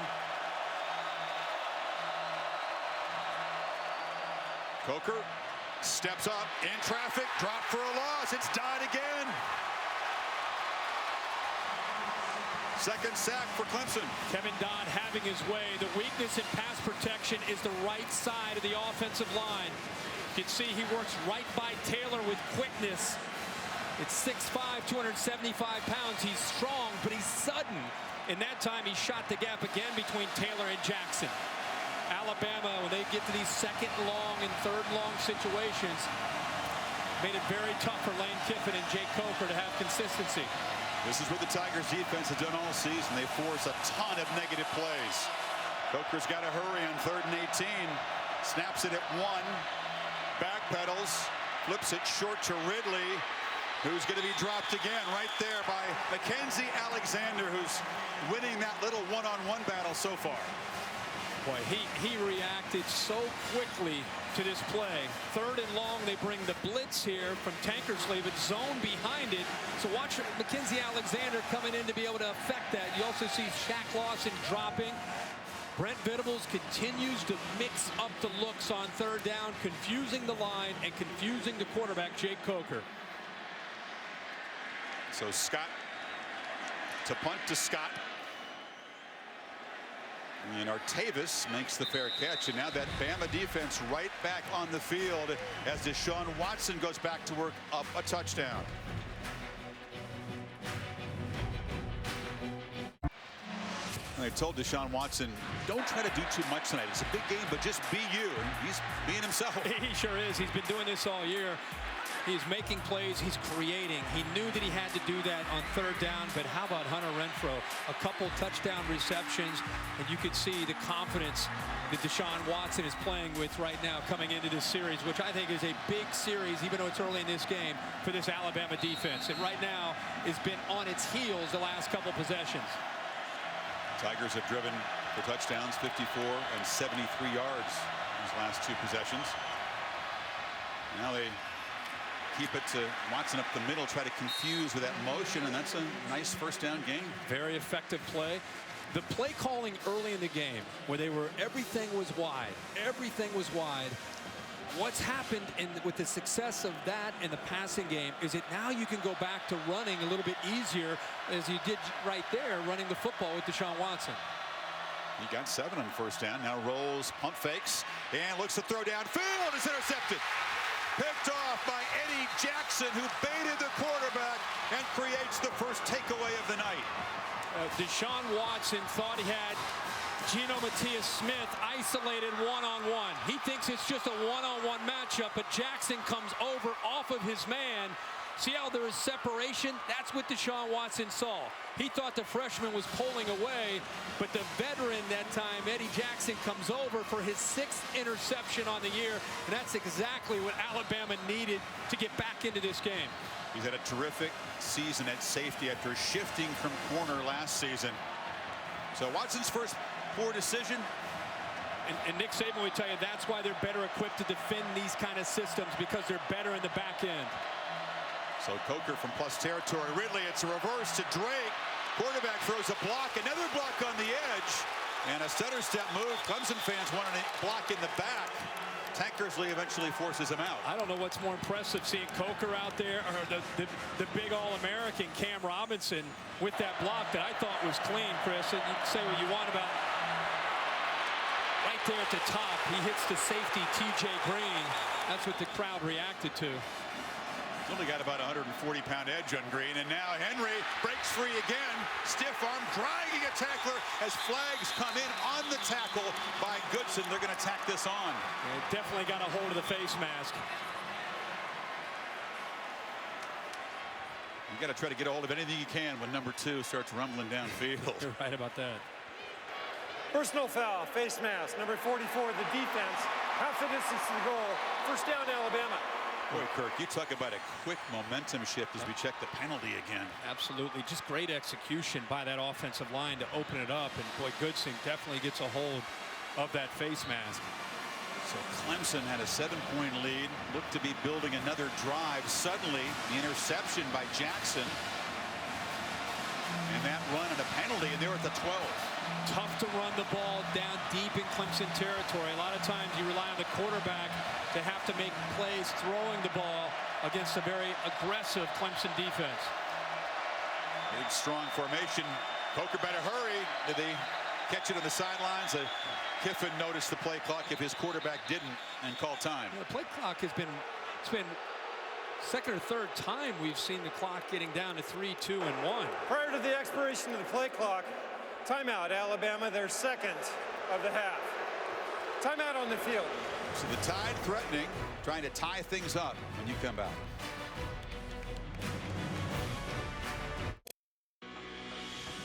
The 2016 College Football Playoff National Championship is presented by AT&T, mobilizing your world, and in part by Honda. Northwestern Mutual, we help you live life differently. Taco Bell's Crunch Wrap Sliders, 4 full-size flavors, just $1 each. And Gatorade, fueling today, fueling the future. Goodyear providing aerial coverage. Kick off your drive with tires that return superior performance. Goodyear, more driven. Tide have driven 30 yards in just 32 seconds after the Jackson interception. First down now at the Clemson 12 after the timeout. Receivers are isolated one-on-one. You have the fade or the back shoulder fade that they like to go to. Instead, it's Henry. He makes a cut and bangs down for about a 4-yard gain.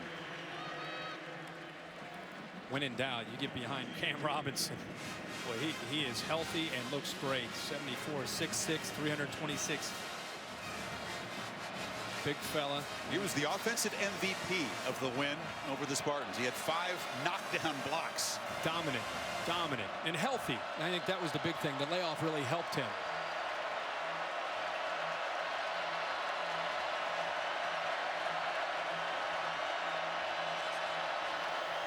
Play action. Coker still got the ball. Fires behind Ridley, who couldn't collect it. Not an accurate throw. It really was pretty well covered. Yeah, and I think here Ridley ends up running into where the coverage was. And that time Coker does a good job of trying to settle him down with the throw. You can see he's running himself right into where Ben Boulware is. Coker's trying to settle him down. And that's, again, man-to-man, you want to sprint all the way across. Zone, you want to settle down into the soft spot, which is where Coker threw that football. That's a mistake there by the freshman receiver. Who's usually the top target, Kirk. He's been targeted 6 times, but only 3 catches for 10 yards. So 3rd and 7. It's Drake in the backfield. Coker looks back to the left. This is Ridley, who works free and weaves his way for a 1st and goal. Carlos Watkins saved the touchdown. Last game against Michigan State, it was the vertical pass. Now underneath, he is so dangerous with the ball in his hands after the catch. So it's not Henry, but Drake in the game. He gets the handoff.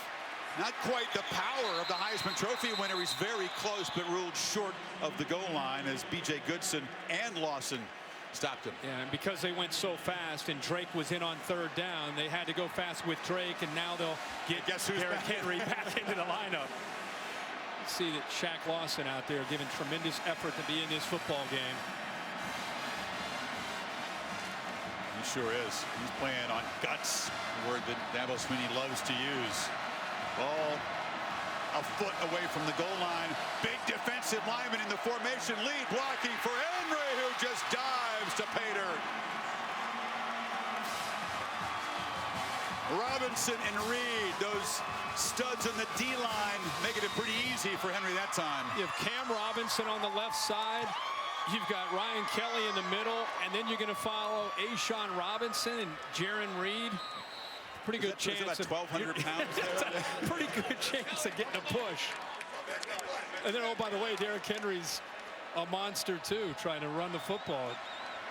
The monster is just 2 yards short of 100 already, as Griffith drives the extra point. So the interception by Eddie Jackson set it up. That's exactly right. As good as Deshaun Watson's been in this first half, a poor read here. Jackson's interception, a couple big plays. They get down inside the 1 yard line. They bring in the big fellas, the heavy look, and Derrick Henry ties this game up.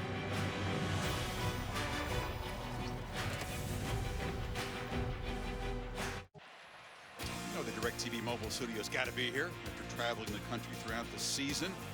About 75 guests, 50 cities, and 24 states. And now here in Glendale, Arizona, with the Tide have turned a takeaway into a game-tying touchdown. 14 apiece, terrific start. All you could hope for. The top two teams battling for a national championship. And Griffith drives the kick deep into the end zone. Well, Danny Ford was a very young head coach. And in 1981, Clemson was the only perfect team in the country, 12-0 national champs. Now, Dabo Swinney, like Ford, an Alabama grad, and a member of the '92 championship team, trying to end the 34-year drought. Another parallel, Kirk. Homer Jordan and Deshaun Watson grew up 42 miles away in the state of Georgia. Both teams went down to Miami and beat the number 4 ranked team. The difference is now Tigers got one more hurdle to clear. 12-0 used to be good enough. That's right. Here's a first down play, and Watson, perhaps an important drive to reestablish the mojo, Kirk, after the pick. Yeah, I think so. But he's so poised. He doesn't let mistakes bother him. Watch his little stutter step to set up the block. Defense is there. Tomlinson's there. Just buys a little bit of time there. Allows the tackle Gore to come around. Well done. Now Watson rolls and just dives down after a short gain. It'll be third down. Alabama has worked so hard in their 11 days to get ready for this game to try to contain Deshaun Watson. It's not about Tim Williams and Ryan Anderson and these guys pinning their ears back and getting after him the way they would a normal quarterback like a Connor Cook. This is about trying to box him in and try to make him make plays from the pocket. Watson's converted 3 of 4 on third down so far. Zach Brooks is the back blocking the blitz, and another catch by Renfro, a diving grab. He's short of the marker, though. Yeah, it's a great job with the catch. Alabama brought pressure. Again, they had Micah Fitzpatrick on him man for man. Renfro does all he can to hold on to the football, but because the ball was thrown away from him so far, he couldn't keep his feet and run after the catch. So a good stop here by Bama.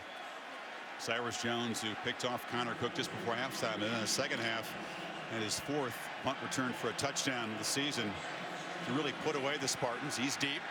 This is Andy Teasdall. The Tide are standing up, very wary of a potential fake. They don't really rush. Teasdall hesitates and then boots it away. And Jones lets it bounce, and he's going to take a nice roll for the Tigers down inside the 10. Midway second, tie game. Coker and Henry and company go back to work.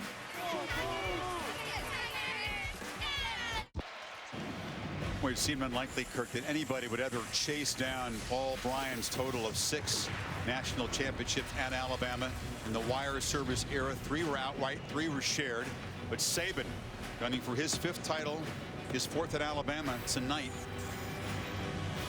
College football playoff national championship presented by AT&T. Of course, creates an extra hurdle for Saban. Never had to play 15 games to try to win a title.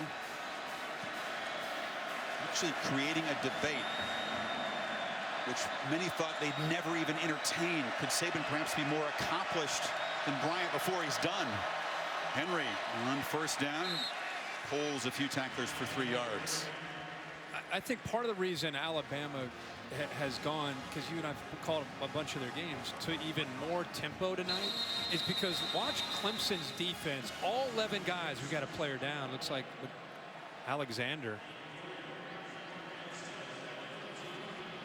Yeah, that's not a good sign. Of course, he is the lockdown corner who came into this game with concerns about his hamstring that he injured in the Orange Bowl. He's looked pretty good in the early going, but has to be helped to his feet. We'll take a quick break while they attend to him.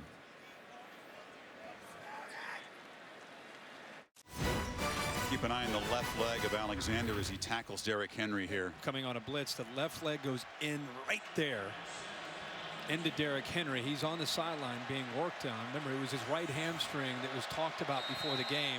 People wondering whether or not he'd be able to play. He's been playing the whole game, and good to see him on his feet. Adrian Baker, Kirk, the sophomore from Hallandale, Florida, in to spell the lockdown corner. 2nd and 7. Henry has to bounce off initial traffic, but bounces well and spins out across the 20, right at the marker, and they will spot it. Boy, Clemson does an outstanding job with a true freshman there. Wilkins getting penetration. I was surprised to see Derrick Henry get out of there. There was such a push from Clemson, but he's able to get through that initial surge and bounce off of it and then pick up those yards and almost came over the first down. Goes over 100 yards, his 10th 100-yard rushing game this season. I don't know why the hesitation to measure this. It's right where the chain is at the 20-yard line. The ball was spotted short of the line of the gain. It is 3rd down. Okay, let's take another look at the spot. The ball on the sideline where he was tackled is not placed the same spot that the ball on the hash mark is. So they've ruled it's 3rd down. Saban doesn't necessarily agree with that. No, they might want to take a look at that. That was a strange spot. Bill Richardson is the replay official in his Pac-12 crew. But they seem satisfied with the spot, and it will be 3rd down. Correct the clock to read 7:02. 7:02 on the game clock. I'm going to add 9 seconds back to the game clock. It seems likely that they're not under center, so it's going to be Henry here, wouldn't you say? Oh, yeah. Yeah, predictable, but very, very difficult to defend as he hammers for a first down. To Heather Cox. Well, Chris, an update on Mackenzie Alexander. As you mentioned, he was battling that right hamstring coming in. It is now a left hamstring injury. They have put ice on it and wrapped it. He is visibly in a lot of pain, very frustrated, was slamming his fist into the table. At this point, we don't know whether or not he could return, Chris. Has not been beaten for a touchdown since early in his freshman year. Henry spins, picks up about 5 on first down. He is one of those guys who just takes away the opponent's best receiver. It's a big deal to lose him and to lose his ability to cover. Alabama continuing to work Derrick Henry, continuing to pick up good positive yards on 1st and 10. But that, if he's out for the game, that's a big hit for Clemson. Remember last week against Oklahoma, they lost Shaq Lawson, and they were able to fight their way through it. The grimace says a lot, doesn't it? You fake it to Henry. Coker chased and hit. Dropped by Shaq Lawson, the other defensive star who's trying to play through pain tonight. He's had a big first half. The thing that hurts Jake Coker is if he doesn't get the ball out fast, he has a tendency to hold the ball and wait and wait and wait. And that's a coverage sack. Shaq Lawson gets home, but it's great coverage downfield. And Jake Coker, that was a problem he had early in the year. He's got to either take off, find his check down, or get rid of the football. He can't take sacks. Tigers rush 5 on 3rd and 10, and Coker is flushed again. He's a deceptive runner, breaks a tackle, shows the toughness, but is stopped 2 yards short of the first down by Goodson. A good job by the Clemson defense on 2nd down to have great coverage downfield. Coker holds the ball. Shaq Lawson comes up with a sack. Then that puts Alabama in that area that they've struggled all year, where Coker does not like a lot of quarterbacks, but especially this Bama offense. They are not a very effective offense when they get to that 3rd and 6 and longer position. And that time Clemson give them a huge assist there to get that football back to Deshaun Watson. Tigers with 3 first-half sacks. Tide only gave up 20 all season. So again, 2 Scots, J.K. to Artavis, and the sophomore booms this one way up. And Artavis again has to backpedal inside the 20 for the fair catch. 52 yards on the punt. Taco Bell student section combining with the college football playoff to provide 1,000 student tickets free of charge so that students could come down to Glendale and cheer on their teams. 2 long road trips for these teams from the Deep South. Rarely do they venture to the West to play any football game. But a great crowd tonight. Yep. We think Clemson's got an edge here. A little more orange than Crimson. About 60-40. So Watson hands off to Gallman, who bursts through the middle, or excuse me, Zach Brooks, who's spelling Gallman. They haven't had too much success with running besides the quarterback tonight. Boy, Zach Brooks is a physical runner. You could see it there on that run. 6'1", 200 pounds. Gets some good yards there, positive yards there on 1st and 10. Now they go empty. They rush for it. Keep Watson in the pocket. He escapes. Deshaun Watson shows some of that wizardry. He's going to be hit hard by Foster at the 30, but he gets a first down. You think Nick Saban and Kirby Smart practice this? They rush with 4. They've got him right there. They've got him right where they want him, but he's able to wiggle away, shows you some strength, and then he gets into the open field and picks up the first down. It's just hard to emulate that in practice, trying to get ready for Deshaun Watson. He spun away from an athletic pass rusher in Ryan Anderson. Watson batted down at the line. That was DJ Petway. Petway, they try to cut him. Not very effective, but look at the push. They've got him contained. They've got him in the pocket. Anderson has him. And then once he's able to get away from Anderson, it's the combination of the strength and the speed from Deshaun Watson. Empty backfield, Brooks in the slot. It's a high throw collected by Artavis Scott, who weaves his way for a first down across the 41. Bama's answer right now is they're bringing pressure. They've not shown a lot of that this year, but they're trying to do anything they can to get after Deshaun Watson. But the good thing is it's a quick throw for Clemson, and once they are able to contain and deal with the pressure, there's room to run. Watson again steps up, tries to escape. Still looking, just dumps it short. Brooks in the flat, makes the catch, makes the first down, and a flag comes in very late. It was well away from the play. It looked like a man who was downfield by about 5 or 6 yards. They might have their eye on Joe Gore, the right tackle. So one thing when a quarterback creates, it's tough on those linemen to not get downfield. You talked about the strength of Watson. An eligible receiver downfield, number 73 of the offense. 5-yard penalty. Second down will be repeated. And strength is something that Eric Stryker, who played him in the Orange Bowl, said he didn't really figure that Deshaun Watson would show that kind of strength. He had to show some hand strength to not fumble the ball on that play. Almost lost it. He sure did. And he is creating like crazy tonight. Urban Meyer said earlier tonight on our pregame show on game day, he said, you know, the quarterback's ability to create the plays that aren't necessarily drawn up will be big. Same with Brian Kelly and Hugh Freeze. It's 1st and 16 after the penalty. They flip it to Gallman, and Foster flies in there and knocks him down for a loss. Just a great job by Reuben Foster, the junior. Reggie Ragland patrols the middle. They get Reuben Foster's athletic ability to the outside, and Boy, that time they took that run completely away from Wayne Gallman. Great speed onto the edge. It's the first time they've made a tackle behind the line tonight. Sets up 2nd and 20. Gallman on a delay and another loss. Deshaun Hand, part of that deep group, the defensive lineman on the stop. This is just a matter of being prepared. You know, 2nd and 20, screen or draw is probably going to be the call. The defense, look at them, they have 5 or 6 white jerseys, either waiting for Deshaun Watson to run on the draw or a handoff to Gallman. So the Tigers moving backwards. 3rd and 23. Watson escapes again briefly, but is dropped at the 30. Rashaan Evans, and these are reserves for Bama making plays and killing the drive. They get you to 3rd down, and Evans and Williams come in. Nick Saban loves to use them with speed off the edge, and this was 3rd and forever. See him off to the right there. I think he felt that Gallman was going to be able to sustain that block. Watson having a conversation with the officials and a slow walk to the sideline.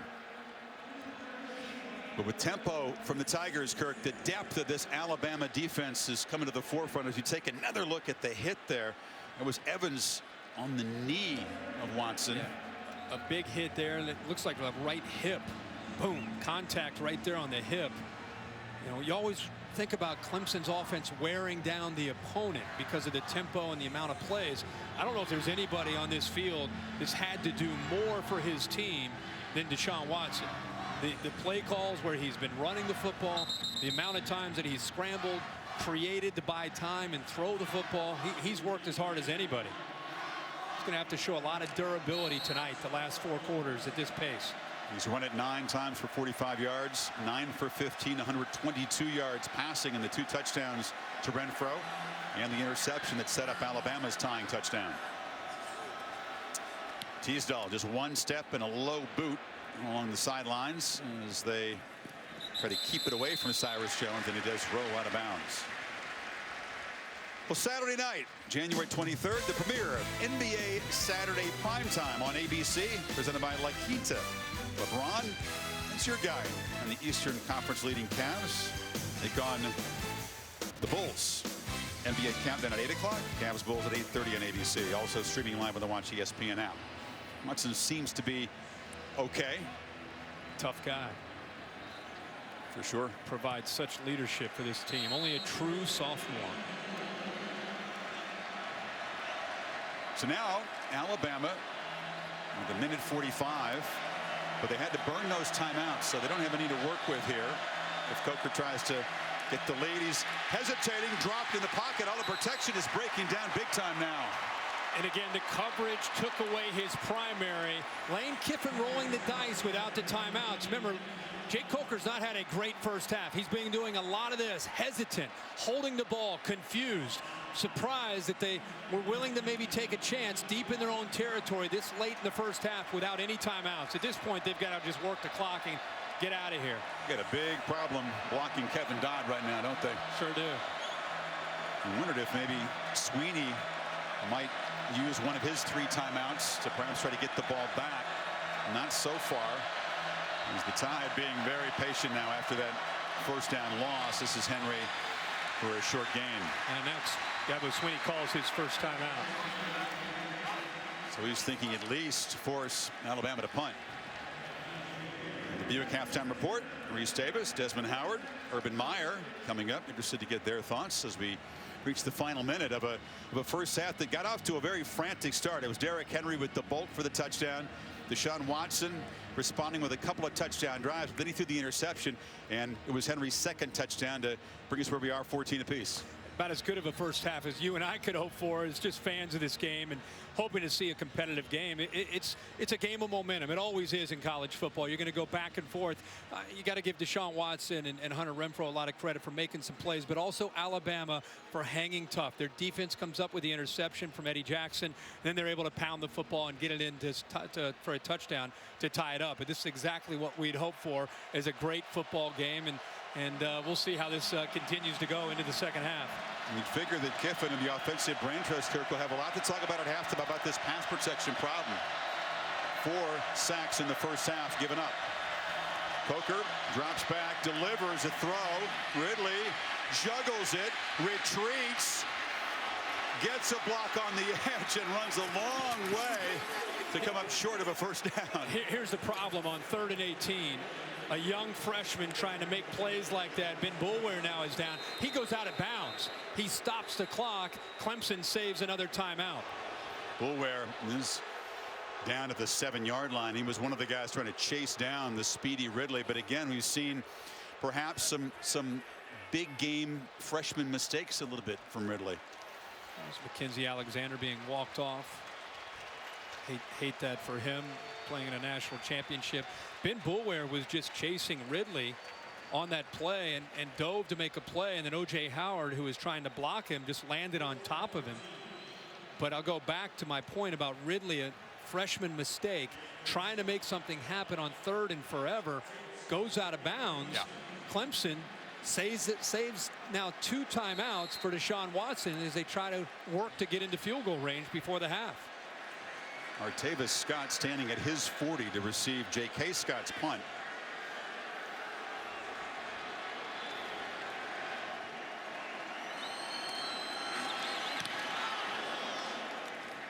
It's a returnable boot, but a fair catch call by Scott, who had some room.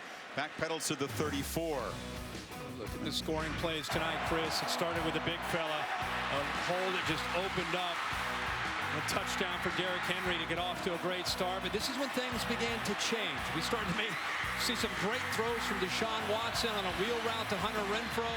Again, the freshman walk-on receiver gets behind Minkah Fitzpatrick to make it 14-7. And then, as we said, after the interception by Eddie Jackson, Bama gets deep into Clemson territory and ties his football game up. Tigers would need to get about 35 yards, Kirk, to be in comfortable field goal range for Greg Hugel, who's long as 47. Watson has a lot of room, but decides to flip it over the middle, and it's caught. Sharon Peak, big gain to the Alabama 40, and they're hurrying now. Yeah, they're going to go hurry up here. Dabo Swinney doesn't want to use a timeout. Deshaun Watson, who is very calm in these situations, gets the play called. They're ready to go. Watson flips it over the middle, and Brooks catches it and immediately takes a shot there from Foster. Now you got to call the timeout, obviously. Leaves them with 1 because of Ridley going out of bounds. They still have the 1 timeout.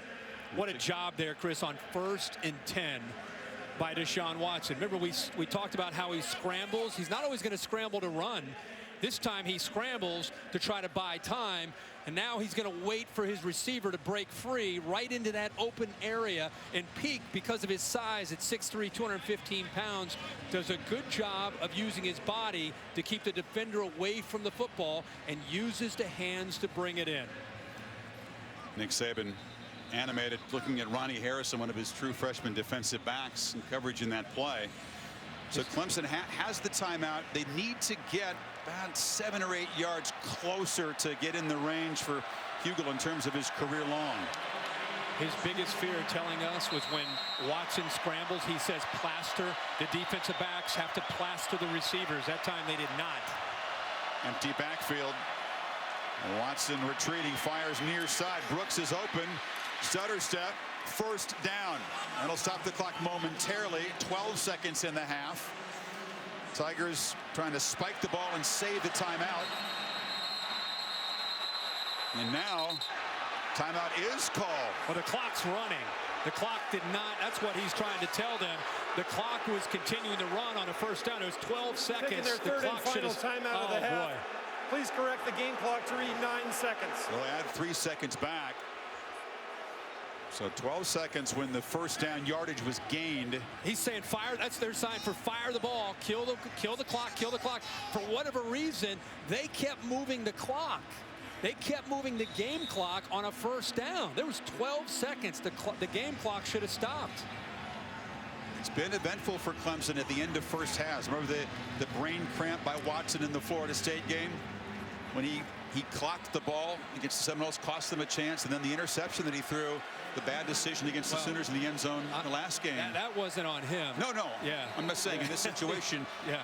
Remember that he's not going to take a chance here now. Out of timeouts, they send out Hugel from 44. He's been reliable. This for the lead.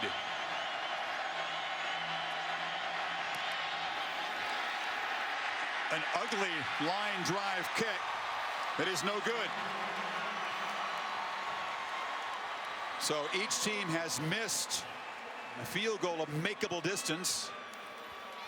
And it's going to be 14 apiece at the break.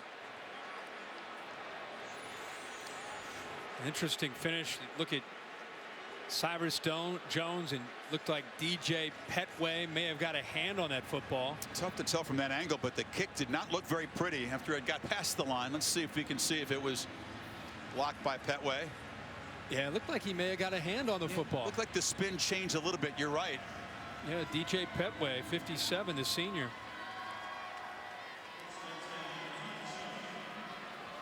Yeah, definitely got a hand on the football. And he's letting you know about it.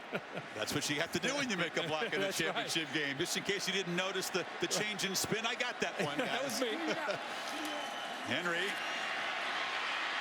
Stutter steps and is knocked down near the 40 as time expires in an exciting, eventful, and pretty darn even opening half. Clemson has the edge in yardage, 219 to 195. The one turnover setting up the tying touchdown. Both defenses flexing a little bit, especially Clemson's pass rush up for Nick Saban to think about. It's Tom Rinaldi. Chris, thank you very much. A tie game going in a half, Coach. What's the more important adjustment, protecting your quarterback or finding a way to limit theirs? Well, we can't take negative plays. Jake's got to get rid of the ball. He's got to throw the check down. He's got to get rid of the ball. Every time we have a negative play, it stops a drive. We got to do a better job on their quarterback because he's really hurt us with the scramble plays, extending plays, and running the football. So that's probably the difference in the game right now. I mean, those two things right there. Appreciate it, Nick. Let's go to Heather.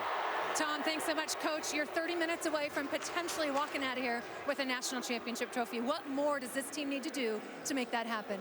Well, they're playing their tails off right now, both teams. I mean, it's the way it ought to be. You know, we made the one mistake, kind of made the wrong throw right there, and they capitalized on that. Really frustrated with how the clock was handled right there. That's very disappointing. Cost me a timeout. But, hey, it's a tie ball game. You know, we'll get in here and see if we can come out and play a little better second half, find a way to win it. Dabo, thanks so much for your time. Chris, back up to you. Tigers will get the ball to begin the second half. They've scored on their opening possession of the second half the last 3 games. End of the half in Glendale. Stay tuned after these messages for the Buick halftime report.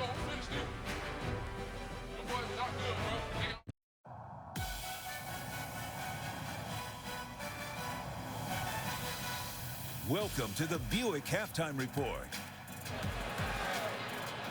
Halftime in Glendale, Arizona. Alabama and Clemson tied at 14 in the national championship game. Reese Davis, Desmond Howard, and Urban Meyer here. Urban, you talked about in the pregame extending plays by Deshaun Watson.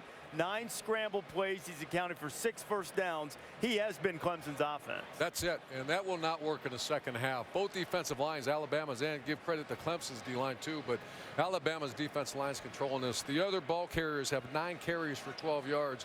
You take away Deshaun Watson, and this game's over. But then again, Deshaun Watson is one of the best players in America. No, he's dynamic. There's no doubt about that. But how about Clemson's defensive line? They've controlled this game, too. They've been getting a lot of penetration up front. Surprisingly so. Shaq Lawson, MCL sprain. I can't tell. Look at him sack Coker right there on that play. He has 2 sacks already in the first half. In his counterpart, Kevin Dodd, 3 tackles for loss, 2 sacks. They're controlling the line of scrimmage right now. Very surprising. I didn't think that they would dominate Alabama's offensive line the way way they have so far, Reese. Well, one thing, too, Nick Saban said going to halftime, Jake Coker held the ball a little bit. It got him in trouble, got behind the chains. Clemson's going to have the ball to start the second half here, so we'll see what the Tigers are able to do if they can put a little more game pressure on Alabama in the second half. Now, the one thing that did work for the Tide was Derrick Henry, a 50-yard touchdown run, 128 yards rushing in the first half. This halftime report is presented by Buick, proud partner of the NCAA.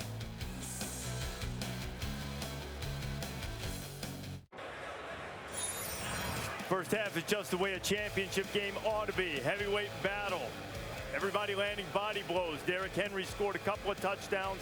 Alabama and Clemson tied at 14. So as we close in on the second half here, Clemson has a season high for a half of 4 sacks of Jake Coker. So how should Alabama adjust to protect their quarterback? Well, since the Tigers' defensive line is on fire right now in the first half, if I'm Lane Kiffin, the offensive coordinator of Alabama, I'm trying to go to my quick game. We got to figure a way out to slow down this Clemson defensive line.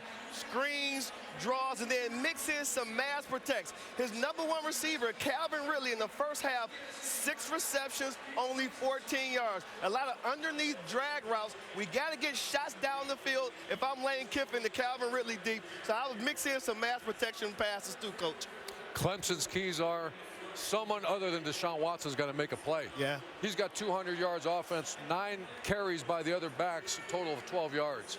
Someone else got to step up, and Dabo, with the way their defensive line's playing, Clemson could keep this close, and Deshaun Watson's good enough to win this darn thing at the end of the game. Okay, so now that Dabo Swinney's probably over what he thought was a clock mismanagement by the officials at the end of the half that cost him the last timeout, how would you attack this based on what you know of the Alabama defensive front against Clemson offensive front? How would you handle it? Well, we've been there. When it was 7-7 against Oklahoma in 08, and the defensive line was dominating.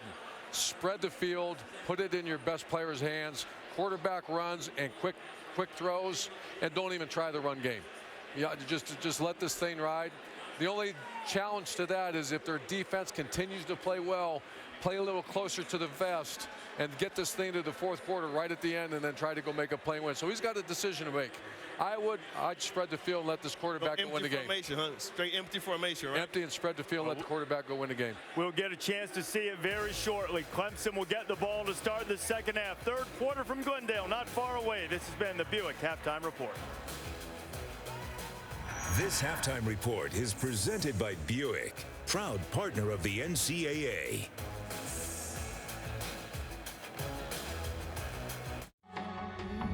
This is it, we're going in. Time to show 'em what we're made of. Welcome to the national championship game. The Tide and the Tigers battle for the title. Henry makes a cut, off and running. The Heisman winner headed for the end zone. Touchdown Tigers as they answered a strike and a touchdown again. Henry dives to Pater.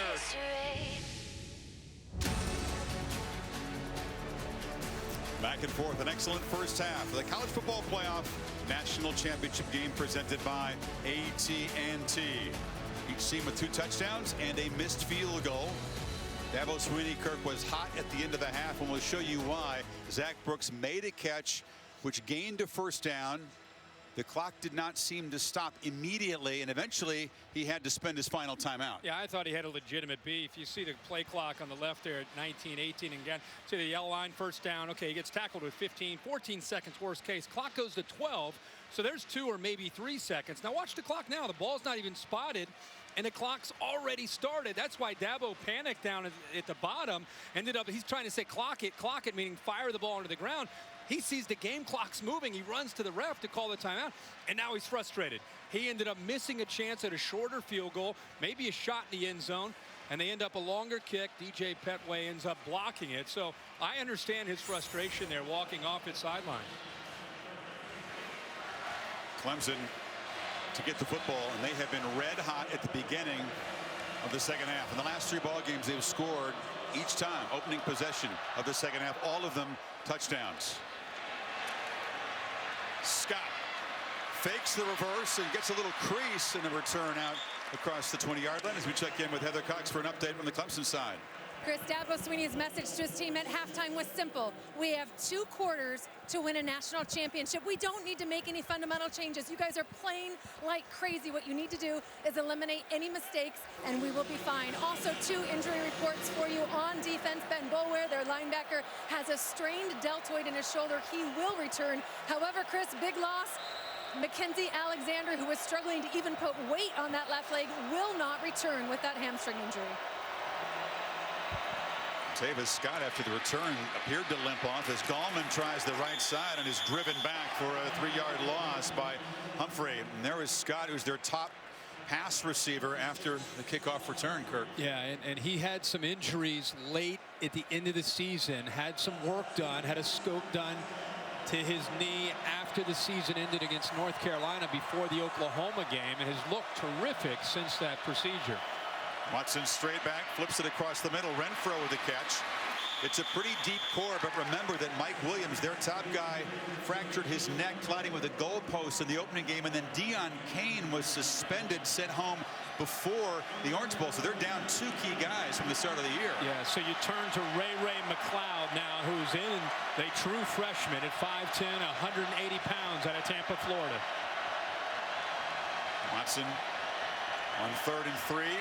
Pitches it near side into traffic. Some miscommunication, almost picked off. Humphrey was in coverage. There were 2 Tiger receivers, but not on the same page. No, you're right. It was a miscommunication, yet a soft coverage against the inside receiver. That's who I think he wanted to throw the ball two-legged. The ball goes high. Leak's trying to actually block. Sharon Peak's actually trying to block, and that's why he's saying, I thought you were going to cut out. A miscommunication here to start this second half on 3rd down cost him potentially picking up the 1st down and keeping a drive alive. Yeah, 3 and out. And the dangerous Cyrus Jones standing at his 25. It's used to a low snap, low boot, and doesn't get a great roll. In fact, it just stops right there at the 36-yard line as we check in with Tom Rinaldi on the Alabama side. Chris, talked to Lane Kiffin coming out of the locker room at halftime. I asked him what he told Jay Coker. He said it was simple. Step up in the pocket and stand tall. Stop running around the rush. That's what's creating sacks, and that's what's limiting the opportunities. He said he told his quarterback, if we don't commit turnovers, we're going to win this game.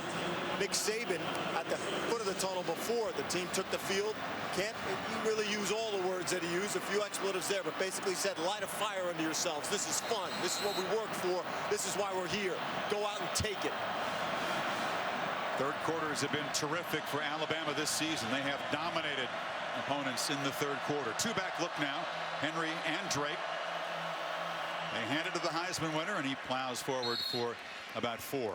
We talked to the entire 1st half about Jay Coker and some of the issues that he's had. Give Clemson credit, though. Here's an example how they dropped both their defensive ends. They blitzed the linebackers. You can see the coverage downfield.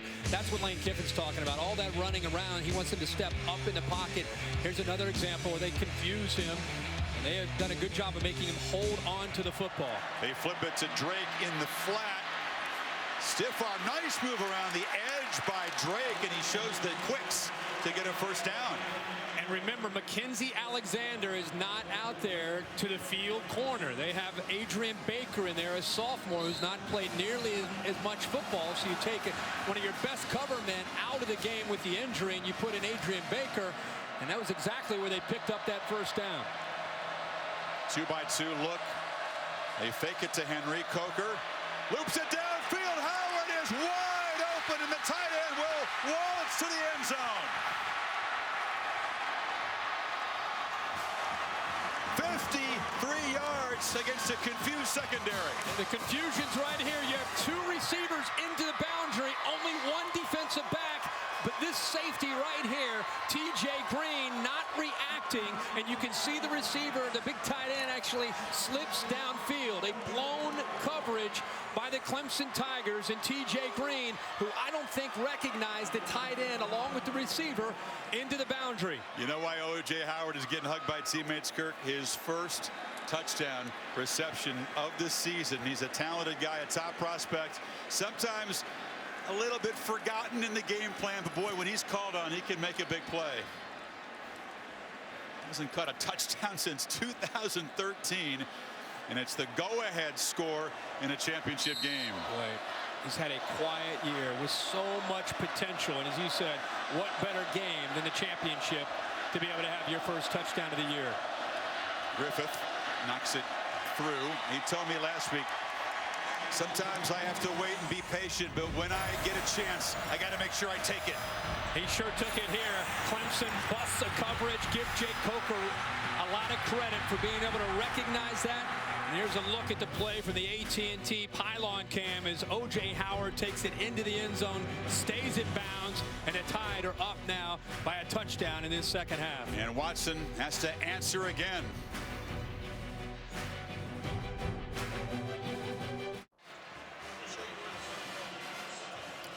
Another look at a tackle on Henry by Mackenzie Alexander that led to the injury that has knocked him out of the game, as Heather reported moments ago. Helped back onto the field to try to be moral support for a secondary that just gave up a big touchdown play. Kickoff. And Scott, after hesitating, takes a knee. Should mention that that was the side where Cordray Tankersley, the corner, lines up. It was not towards Adrian Baker, but we talked about T.J. Green maybe being confused there. And Lane Kiffin, I think, knew it as soon as the ball was snapped. He knew he had exactly what he wanted. We'll see how Clemson responds to this. Kiffin has a habit of raising his arms, signaling a touchdown well before the ball is even thrown sometimes if he knows it's going to be a score. You're right. On that play, his hands went up in the air, and he was way down by where Howard caught the ball. Almost kind of telling Coker, throw it over here. So the Tigers, who went 3 and out in their first possession of the half, go back to work, and the handoff to Scott, who seems to be okay. The receiver coming to take the handoff. That's good news for Clemson. They need some. Yeah, and that's a great pickup because they're getting wide again. And now remember we talked at the beginning of the game, you got to run wide on Alabama with your speed. You got to try to wear down the Alabama front with tempo and with wide runs. Gallman, who looks quick as he did in the second half of Miami, bolts for a quick first down. I'm glad you brought that up because he hit a different gear. We talked to him about that the other day. He feels, all the talk about Henry getting stronger for the Bama offense, he feels he gets just as strong in the second half. That time, penetration, he has to spin away just to fight back to the line of scrimmage. Ragland blew it up. So much talk about the Alabama defensive line. Truth be told, the true leader of this defense, the alpha, is Reggie Ragland there in the middle, number 19. Top tackler coming in by 33 tackles over the next guy in that Bama defense. They've always had great linebacker play over the years when they've won championships. Remember Roe McClain in 09, Dante Hightower in 11, C.J. Mosley in 12, and now in 15, Reggie Ragland. Made a smart choice to come back for his senior year, didn't he? Unanimous All-American. Now they flip it short to Brooks, who has a block and a crease. Zach Brooks still rumbling to the Alabama 40. They get Joe Gore, the right tackle, out in front to lead him. Watch him right here, lead to the outside. The big fella trying to, if anything, try to pick up a block, which he does on Minkah Fitzpatrick. He got 22 yards. Watson now with the keeper as the Tigers employ their trademark tempo again.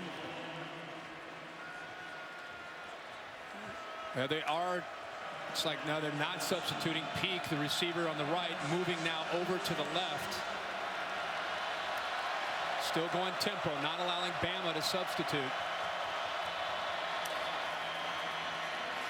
From the pocket, a downfield shot, Renfro in a battle and a flag. Interfered with by Minkah Fitzpatrick. Again, it was freshman on freshman. The only difference is it's a freshman who's a 5-star can't-miss prospect and a walk-on who played option quarterback last year. Good point. Pass interference, number 29 of the defense, 15-yard penalty, automatic first down. Now the walk-on got the better of the 5-star guy there. And he has all night. I mean, that's been a matchup that we've seen Deshaun Watson be able to exploit. Once that ball's in the air, Minkah Fitzpatrick gets pretty physical with Renfro. The last thing he wants to do is give up another touchdown to Renfro. Ball near the 20. Watson still got it. Trying to escape. That time they close him down. Reggie Ragland forced him back to the inside where Deshaun Hand and the rest of the Crimson Tide defense was. That's what you need to do against Watson, is just do the best job that you can in corralling him, not allowing him to create on those pass plays. 11 rushes so far for the quarterback, 50 yards net.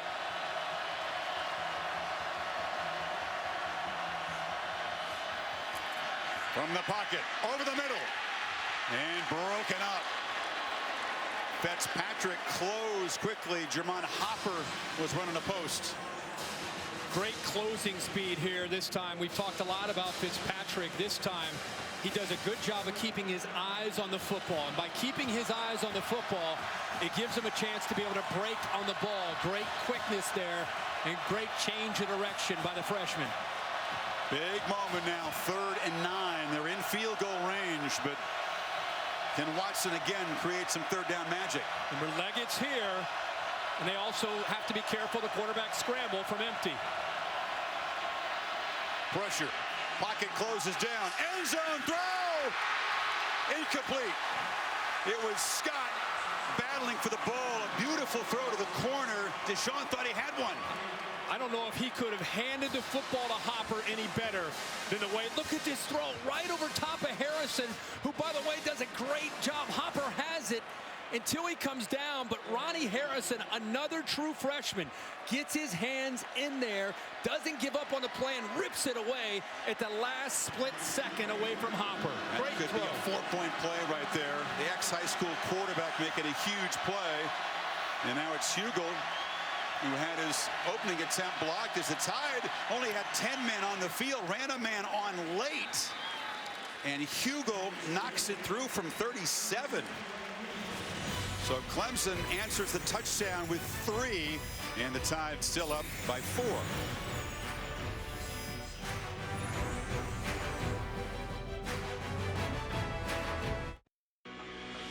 The 2016 College Football Playoff National Championship is presented by AT&T, mobilizing your world, and in part by Nissan, premier partner of the Heisman Trophy.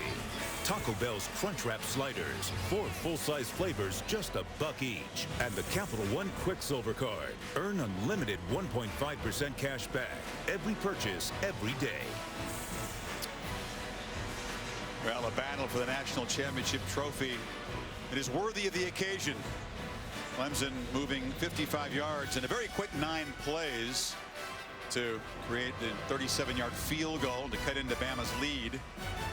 It's a terrific play by the true freshman Ronnie Harrison to deny the touchdown catch. Just absolutely tremendous effort there by the freshman.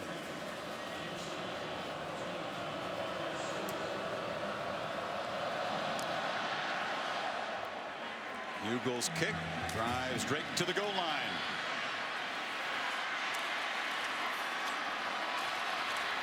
And a tough return to the 25. Another look at Harrison's great play. And let's take a look at this. This is tremendous effort by 15. Ronnie Harrison has his hands, and I think Hopper has it. And right there, almost backhands it the last second. Here, take a look at this play from the AT&T pylon cam. The ball is caught, and then the backhand effort at the very end, right there. Boy, that's a great look at it as they come right into your family room. Our pylon cam. I think Watson and Scott thought they had a touchdown there. Absolutely. So now Bama with that touchdown in the last possession. The great play call by Lane Kiffin. The execution by Coker to Howard. Trying to build on a 4-point lead. Coker under center. It's play action. Again, holding the ball too long, getting sacked by Kevin Dodd. Again, a flag comes in. Speaking of holding, Dominique Jackson doing everything he can to try to slow down Kevin Dodd, who's having a field day tonight. Holding, number 76 of the offense. The penalty is declined. 2nd down. Watch him come over, and 76 to right tackle. 98 Dodd up at the top of the screen. Just uses tree. He's out even late off of the snap. But he's just getting around him with quickness. 6'5", 275, has been doing it all year. Well, everybody wants to talk about Shaq Lawson. It's been Dodd that's been just as effective, and I would argue that as a duo, bookends, they might be as good as you'll see in the entire country. You singled out Jackson. He's a good run blocker, but he struggles in that kind of pass protection in space, doesn't he? Henry, short gain. See, It's easy to look at 3rd down and long and say, boy, it's been a problem for Alabama all year. But tonight, what's hurt them is 1st and 10. They have struggled on 1st and 10, and it's put them in 2nd and long and 3rd and long. That short run for Henry creates another record, a milestone, all-time rushing record, led by Sean Alexander in 1 year as a full-time starter. He's gotten it. 15 needed on 3rd down, and Henry again. Another flag comes in as he's knocked down for a short gain. I think they got another hold here. Dominic Jackson, I think, again may get caught here, the right tackle. He's a guy, he was an offensive lineman in a wing T Holding, system. number 76 of the offense. This penalty is declined. 4th down. In high school and in junior college. This is kind of new for him. Yeah, I think Clemson was pretty confident in talking to their coaches about the matchup up in the trenches. You see him just right here on the right side. Watch him just wraps up. I mean, that's arguably one of the best tackles of the night by Alabama. he wrapped him up perfectly. The Tigers force a 3 and out.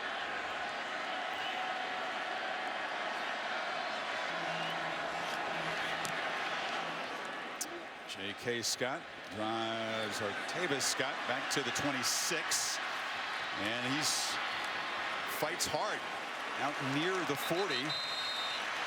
So Deshaun Watson will have good field position as he tries to create a go-ahead touchdown drive. You're watching the National College Football Playoff Championship game presented by AT&T. Well, the All-State bus reminder that the big winner is Heather Honeychuck. The 2nd annual All-State It's Good sweepstakes is part of the package. Heather takes home $100,000 from All-State and a trip to New Orleans for the 2016 All-State Sugar Bowl. And we'll come out here to watch the championship game as well. So Clemson down by 4, takes over at the 40 after an important stop from their defense. Watson keeping it all the way as a blocker, gets the edge. Deshaun Watson off and galloping to the 40 of the Tide, driven out by Cyrus Jones. That's a zone read. They read the defensive end that time, Petway, who came down. Great read by Watson to keep the football. And then there's a lot of room around that edge to pick up yards, and with his speed, we can see what he can do. That's their best part of running the football tonight, is Deshaun Watson on that zone read. Watson hit as he throws, and another diving catch made. Leggett's had a couple of great catches as Watson got hammered hard. Well, Petway shot through the gap. The true freshman on the left side, Mitch Wyatt. Watch him at the top. Petway gets inside of him, and now he lowers the boom right there on Deshaun Watson. Lucky to get that ball off, and also lucky to get up from that hit from Petway. 3rd catch from Leggett.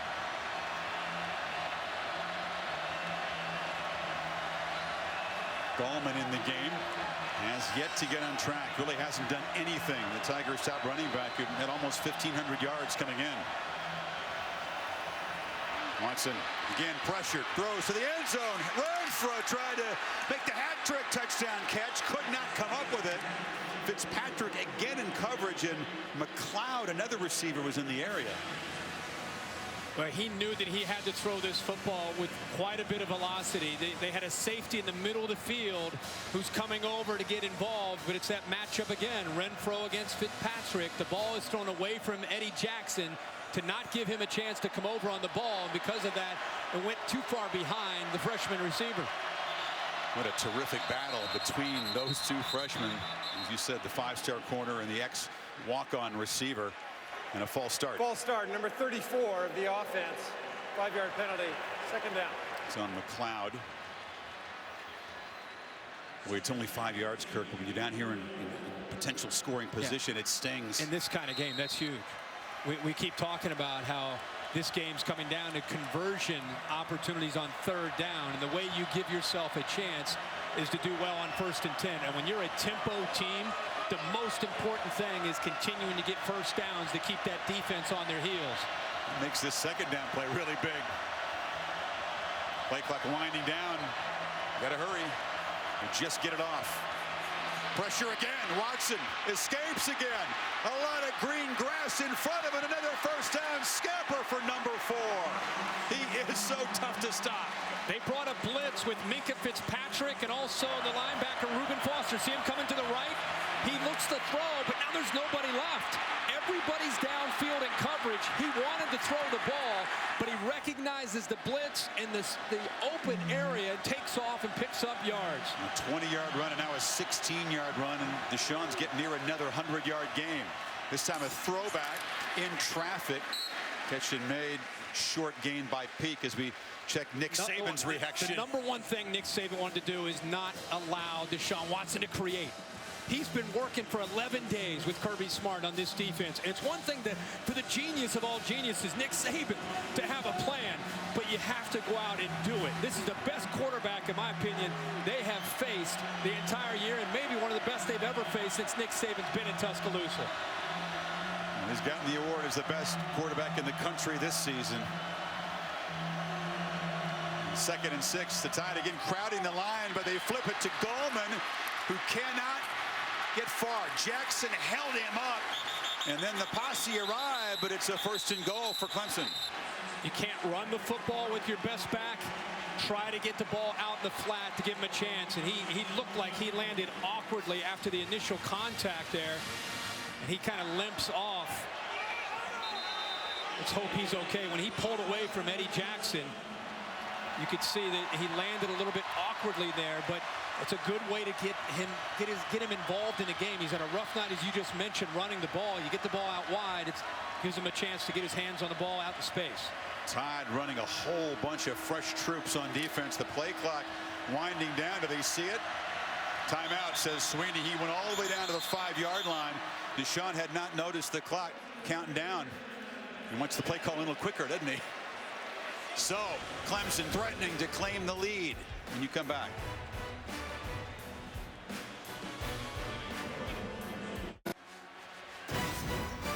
Wayne Gallman, Kirk, had his leg looked at by the trainer after this awkward landing right there on the tackle from Jackson. Yeah, that right there, that's what I saw live, and he kept fighting to try to pick up yards. The good news is he at least is up for now and trying to talk to coaches into letting him continue. He's actually out there. He did a good job of negotiating. He's back out on the field. Yeah. 1st and goal. Can the Tigers muscle the ball in? Watson on the edge, takes a big shot, knocked down at the 2 by Ragland. The Bama defense has only given up 6 rushing touchdowns all season. Surprised that Alabama attacked and squeezed in on the running back Gallman and gave Deshaun Watson a chance around the corner. You'd think it'd be tough sledding in between the tackles, and you would think they'd want to run Deshaun Watson wide. Gallman hit and dropped for a loss. That was Denzel DeVaul penetrating its 3rd down. And also saw Ashawn Robinson getting in there. Deion Hamilton coming off the edge. I'm telling you, it is hard to get inside. What do you call here, Kurt? I get Deshaun Watson on the edge. I give him an option to be able to get out wide and use his speed. It's tough to run between the tackles. Now they've got a power look. I formation. Couple of tight ends. And a handoff to Gallman, who smashes straight ahead and scores. Tigers go strength on strength and take the lead. Very, very impressive by that Clemson offensive line. 5 new starters. The continuity is as strong as any unit on this offense. And Dabo Swinney, Jeff Scott, and Tony Elliott, at a crucial moment in the game, they go behind that offensive line against the strength of Bama, the defensive line. A minute ago he was limping, and then he scores, now he's dancing. Wayne Gallman, one of many tough customers on this Clemson roster. The look, making sure that he broke the plane. Yeah, it looks pretty clear. Yeah, I'll tell you, there was a heck of a block by a freshman, Garrett Williams, the fullback. You don't see a lot of fullback play out of Clemson, but Garrett Williams gave Reggie Ragland all he could handle as those two collided right at the hole, and number 44 in orange pushed Reggie Ragland backwards. It's a touchdown that gives the Tigers the lead as Hugo converts, but also makes a statement to that Alabama defense. We're going to come right at you. Gallman is trotting off after scoring the go-ahead touchdown, which capped a 9-play, 60-yard touchdown drive. Yeah, this is a critical moment in this game, and I'm very, very impressed with what Clemson can do here. Keep an eye on the fullback as he leads, and watch the block on Reggie Ragland, 19, right in the middle. Boom! How about that contact? And the way he took that veteran and pushed him back. Here's another good look at the collision. That's a crucial block, because if Ragland pushes Williams back into the backfield, the rest of the Alabama defense is probably there and able to keep him out of the end zone. Freshman from Orlando. Williams not called on to do all that much, but a big play in a big moment. And Dabo says, yeah, you're pointing right at him. That's power football. It's great to see. Fullbacks don't get a lot of chances in this offense. And remember Dabo Swinney saying, big part of this game is stick around, get to the third and fourth quarter. We get to that fourth quarter and we have the lead, or we get to that fourth quarter and we're in striking distance. We feel like we own the fourth quarter. We hear about Alabama and Scott Cochran, their strength and conditioning coach, about the fourth quarter, but Clemson feels like if they can get you into the fourth quarter, they can win the game. Hugo boots it to Drake. Nowhere to run. You make a great point. These are two teams that really feel like they own the final 15 minutes. All-State celebrating its 11th year, sponsoring the Good Hands Field Goal Nets, making contributions to general scholarship funds for each field goal and extra point kicked, contributing millions so far in scholarship funds. Clemson, when they've had the lead going to the fourth quarter, has won 51 in a row. Think about that. It's going back 5 years. That's crazy. But this year, they've had to hang on, Kirk. They've actually been outscored in the fourth quarter, yet somehow been able to protect that streak. And with 4:42 to go here in the third quarter, all of a sudden Death Valley starting to feel like it's alive here in the desert.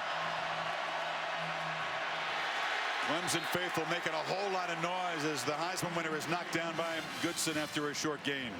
Remember, a theme that's been developing here is when Coker drops back to throw, Dominique Jackson and Taylor on the right side have really struggled to slow down the pass rush of Kevin Dodd. I think Lane Kiffin's got to come up with an adjustment, either throwing screens, quick passes, try to get the ball out of the hands of Jake Coker quickly. Otherwise, you got Coker back there holding the ball, and you've got Dodd and Shaq Lawson closing in on him.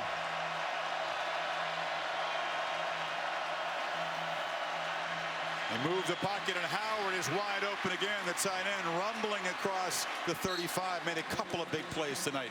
Boy, what a call to be able to get Kevin Dodd, who's had a big night, collapsing down. They go naked around him. He's collapsed so much and had so much success. Instead, they work around him. Misdirection against an aggressive defense. Great call again by Lane Kiffin. Coker again having an efficient night. 12 of 16 for 158 and a touchdown. Henry just nowhere to run. The middle is completely clogged up by orange jerseys. I think we need to talk a little bit about Brent Venables, the defensive coordinator from Clemson. What a great job that he has done this year. He lost 9 starters off of this defense, including his entire front 7. He had to play some young people early. Christian Wilkins, DJ Reader wasn't even involved until about week 8 or week 9, and they have not missed a beat in 2015. Doing a good job of disguising and mixing up the looks tonight. Coker rolls and delivers a low throw. It's been a very quiet night for Ardarius Stewart. And that's incomplete. Yeah, ball slipped right through his hands. It was a low throw, but a catchable ball. Stewart has had a quiet game. Here's a guy who's been on a tear. He's been making huge catches down the stretch. Big SEC games for Alabama, but shut out tonight. It's the 7th time tonight that Alabama has had 3rd and 9 or longer. And they've only converted one of them.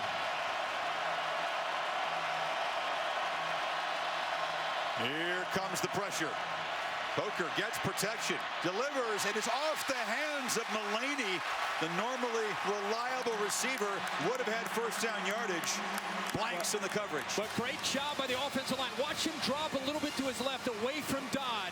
Kind of a soft roll. A great job of throwing the football. This ball's thrown with a lot of velocity. Mullaney usually sure-handed, especially on third down. Just could not hold on to the football as Travis Blanks was in coverage there. So Stewart and Mullaney with drops. And Scott a low punt. Artavis Scott came up to field it, pinballing around a couple of huge shots that he takes. Knocked down at the 38. How great is this to see two teams playing with all of their heart? I mean, these guys want a championship. You know what I mean? This is amazing. They are showing it. Nice night for flying. Goodyear providing our aerial coverage. Everything Goodyear has learned. Making tires that go the distance inspires, but they roll into yours. Goodyear, more driven. Really, you'd expect nothing less from these two teams who have been the best this season. I just love to see you get into the second half, close to the fourth quarter. The game could go either way, and they're fighting with everything they got to win this game. With Gallman getting looked at, it's Brooks in the backfield, but they flip it to McLeod, the receiver, who reverses direction and is driven out by Fitzpatrick after a gain of about 4. A little bit of a wrinkle there from Clemson with essentially two running backs in the backfield. You've seen so much of the one-back look, whether it's been Gallman or Brooks. That time having McCullum back there, or McLeod rather. Watson rolls, and Renfro was wide open. Fitzpatrick slipped that time. Well, this has been a tough matchup and a matchup that Clemson's been able to take advantage of. Yeah, Fitzpatrick goes down, loses his footing because of the move. The offensive coaches from Clemson, we tell you, the guy with the quickest change of direction, Deshaun Watson wants that one back, is Renfro, the walk-on freshman. Tigers need 6 on third down. Brooks in the slot, 5 receiver look. Chris, here's Renfro right here. Watson looks middle, complete. Goes to the other reliable target. Big Jordan Leggett, the junior tight end, and they move the chains. Well, by going empty, they spread the defense out. They get outside leverage, which opens it up pretty easy for Jordan Leggett. And you're right, tonight he's either looking at Leggett or Renfro on those third and mediums. Watson to Scott. And a short gain on the far side. Every time they convert one of those third downs, you can just see a little deflation in an Alabama defense. I'll tell you the difference between last game against Michigan State and Connor Cook and what you're seeing tonight is the tempo, and a quarterback that can run and throw has Alabama. They're not the aggressor. They're on their heels. They're not pinning their ears back, dictating things. Things are being dictated to them. Watson rolls, wants to throw back. So look downfield, and again tries to find Brooks. Foster, the linebacker, was tracking him closely. It's 3rd and 8. I don't know if Brooks slowed down on that route or not, but good coverage downfield that time. They tried to get Reuben Foster out of position. And Wayne Gallman is saying, this is a national championship, guys. I've got to do anything and everything I need to do to get back out on that field. Now, what does Kirby Smart in his final game as Bama defensive coordinator, what does he call here on this third down play from this side? They try to bring pressure. Now they rush 4. Watson still got it, pressured, escapes again. Cannot escape that time. They finally get to him for the first time.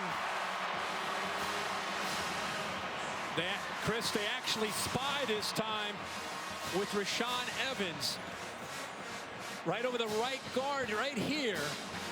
Watch him.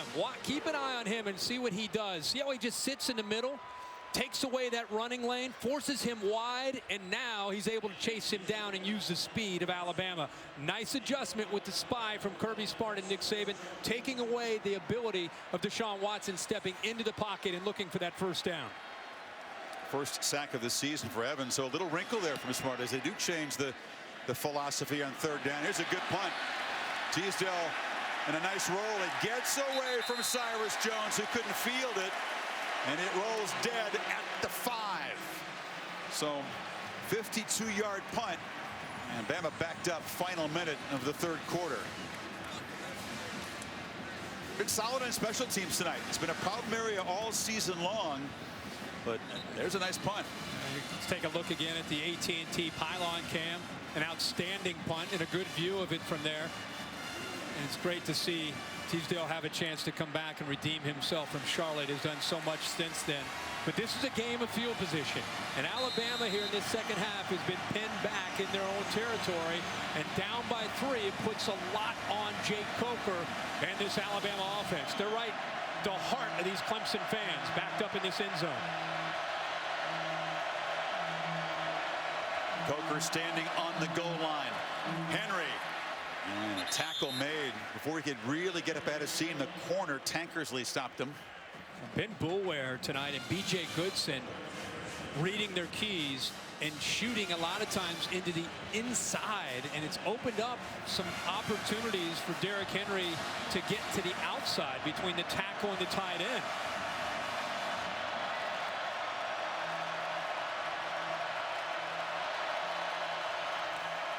Henry again, tough sledding inside against the Tigers. It will be third down as the third quarter comes to an end. It's been rare in the championship game era to come from behind in the fourth quarter and win. And Clemson, as we mentioned, 51 straight when they lead entering the final quarter. But Alabama prides itself on being a fourth quarter team. Who's going to win this test of wills for the championship? You're watching the playoff national championship game presented by AT&T. Final quarter coming up. The college football playoff national championship game presented by AT&T. Clemson to reclaiming the lead, the third lead change of this championship game. And Saban and Lane Kiffin facing a decision here on third down. Do they give it to Derrick Henry, who's been pretty contained here in the second half? And Watson getting that right calf worked on by trainers. Coker in the pocket. Delivers for Ridley, but it's off target, incomplete, and Bama will have to punt. You can affect a quarterback when you don't even sack him.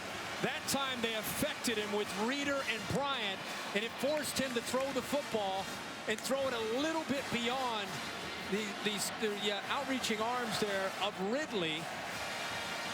That was pressure that time from his left. Austin Bryant, the freshman, did a nice job of getting in there. And again, with Alexander out, that was Tankersley, who was giving actually Ridley a cushion there. But Coker couldn't find him. So Scott backed up in his end zone. Clemson could have excellent field position to try to pad this three-point lead. Play clock down at 2. Scott gets away a decent punt and a fair catch made right at the 50-yard line. Nick Saban knows that a chance for a pitch and catch first down slipped away there, and now his defense, so stout all year, have to come up with a big stop.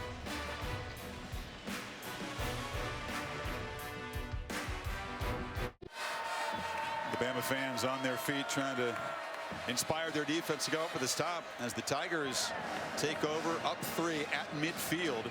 Since Bama scored a touchdown to take the lead, Kirk, 3 empty possessions, totaling 26 yards with 3 punts. They've had poor field position, but the Tigers defense has done a great job. Andy Teasdale, the punter, pinning Alabama back, also a nice job. Now they've got great field position. See if they capitalize. 2-back look with Scott, the receiver, in there, getting the handoff. Gallman, the lead blocker, and that's a little wrinkle in a 10-yard gain. It's helping them get to the edge. They pick up a nice block by the receiver Renfro on Minka Fitzpatrick, and now Gallman in there as a blocker, leading the way, doing a nice job, picking up huge yards there on 1st and 10. Frustrating night for Gallman as a runner, but he always gives his all as a blocker, doesn't he? Sure does. Big reason why Watson's had so much success running the ball in the second half of the season. 2 backs again in that backfield. Motion 1 out. Fumble.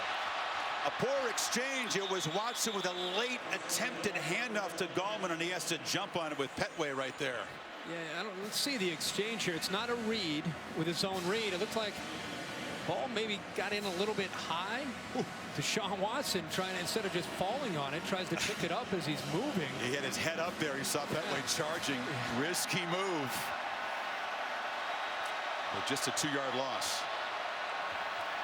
Watson, brief hesitation, takes off and cannot escape. Gets back to the original line of scrimmage, or just beyond it. It'll be 3rd down. This is where you see some of the wear and tear of the first, second, and third quarter play calling typically start to take effect for Clemson's offense, where all that wide running, all the tempo, all the things they do try to wear down guys like Reggie Ragland in the past. And most of this year, that's really paid dividends for them in the fourth quarter. 3rd and 10, not in Hugel's field goal range quite yet. Watson, downfield, jump ball incomplete. Well defended is Humphrey against Scott that time, and it's 4th down. Well, Alabama sold out. They played man-to-man across the board.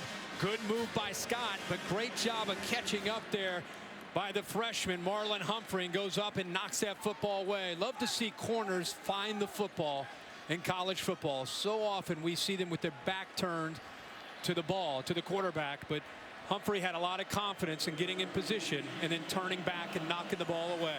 Sweeney's plea for pass interference not answered, and now from the 40-yard line,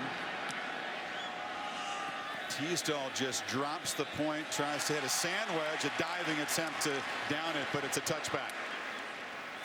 So Bama's defense does make a stop, even though the Tigers took over in midfield. Bama's going to get it back. Down 3. Pylon cam showing you that look. Came very close to pinning them at the 1-yard line. Just slips away.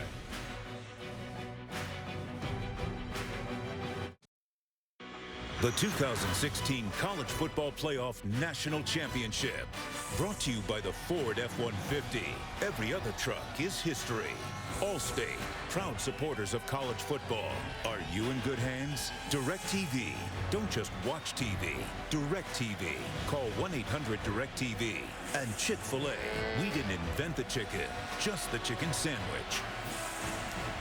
Tigers defense did a terrific job of limiting Henry in that 3rd quarter. Kirk didn't have a run longer than 5 yards. 7 for 21 yards. So many times in games, this is the quarter where he's begun to take over. They fake it to him there. Coker rolling out. Delivers a hard throw, and a catch made by Ardarius Stewart. Finally, he's on the board out to the 45. It's been a long time coming. Yeah, it's the first catch in the second half for any of their wide receivers. It's been a quiet second half, but a great play call by Lane Kiffin to get Jake Coker on the edge on 1st and 10, play action, and now they go tempo again. They feed Henry. And you got to take a hat off to Lawson, Reeder, Watkins, Dodd, and the backups in that Clemson defensive front. Yeah, they've done a great job up front. You know, you're seeing more tempo tonight from Alabama than you typically see. Lane Kiffin, and it worked actually in the last week with Chip Kelly. Chip Kelly visited Tuscaloosa. One of the things they talked about is what tempo can do to a Clemson defense, and you've seen a lot of evidence of that tempo tonight. Of course, they see it a lot in practice, but some teams have hurt the Tigers with some tempo. Stewart, drop for a loss, off the edge. Tankersley. But again, the middle was clogged. Tankersley comes in very, very fast. Right here, just attacks. By doing this, he beats Howard to the spot. And a lot of times, you'll see Brent Venables blitz to stop the run. It's not just about getting after Jake Coker. They blitz on situations where they expect the run from Henry, and that time Tankersley takes Henry down. Remember, the right side has struggled. We'll see if Coker rolls away from Kevin Dodd, who's lined up down here. He's been a nightmare tonight for that offensive line. They bring pressure up the middle. Coker leans back, looks downfield for Stewart. He's got it. Acrobatic, twisting catch by Stewart, who's suddenly come alive. Jake Coker makes the throw of the night. Ben Boulware gets into his face. He throws that way before Stewart is even thinking of turning to look for the football. Throws it to a spot, and Stewart gets there. And now Henry hammers forward. A 38-yard gain on 3rd and 11. Unreal. One of the first times we've seen him convert on 3rd and long. But Jake Coker deserves all the credit for that throw. He had to get rid of the ball as Boulware came in. Just threw it up and as far as he could, hoping that Stewart would eventually get there, and he did.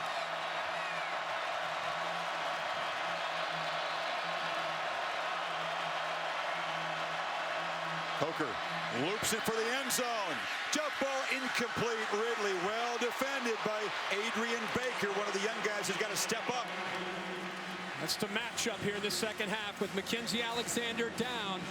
Baker stride for stride. He also tries to be able to get his head turned around. Baker with long arms, 6 feet, 180 pounds. Little fistful of jersey there. Is that enough to warrant a flag in your view? I have to ask Dave Kataya, who's up here. He's giving us the maybe. And to me, he turned his head, and that's very, very important in a judgment of an official. On 3rd down and 8, Coker fires over the middle, trying to get the ball again to Stewart, but there were a few Tigers in the area, including T.J. Green, and it's 4th down. The other thing that's been tough on Coker is Michigan State played a ton of man-to-man. Florida plays a ton of man-to-man. It makes it easier for a quarterback to read. When you're a quarterback and you drop back and you see 7 or 8 orange jerseys dropping in different areas in zone, it makes it very hard for him to read, especially with the combination of that pass rush closing in on him. Adam Griffith missed wide right from 44 earlier. This from 33 for the tie.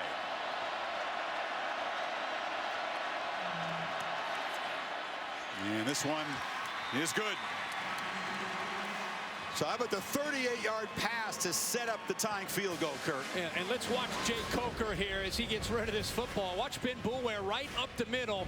Watch how early he has to throw this ball. Look at Stewart. Stewart is still running his route, and that ball just drops out of the sky right into his hands. And Griffith knocks it through.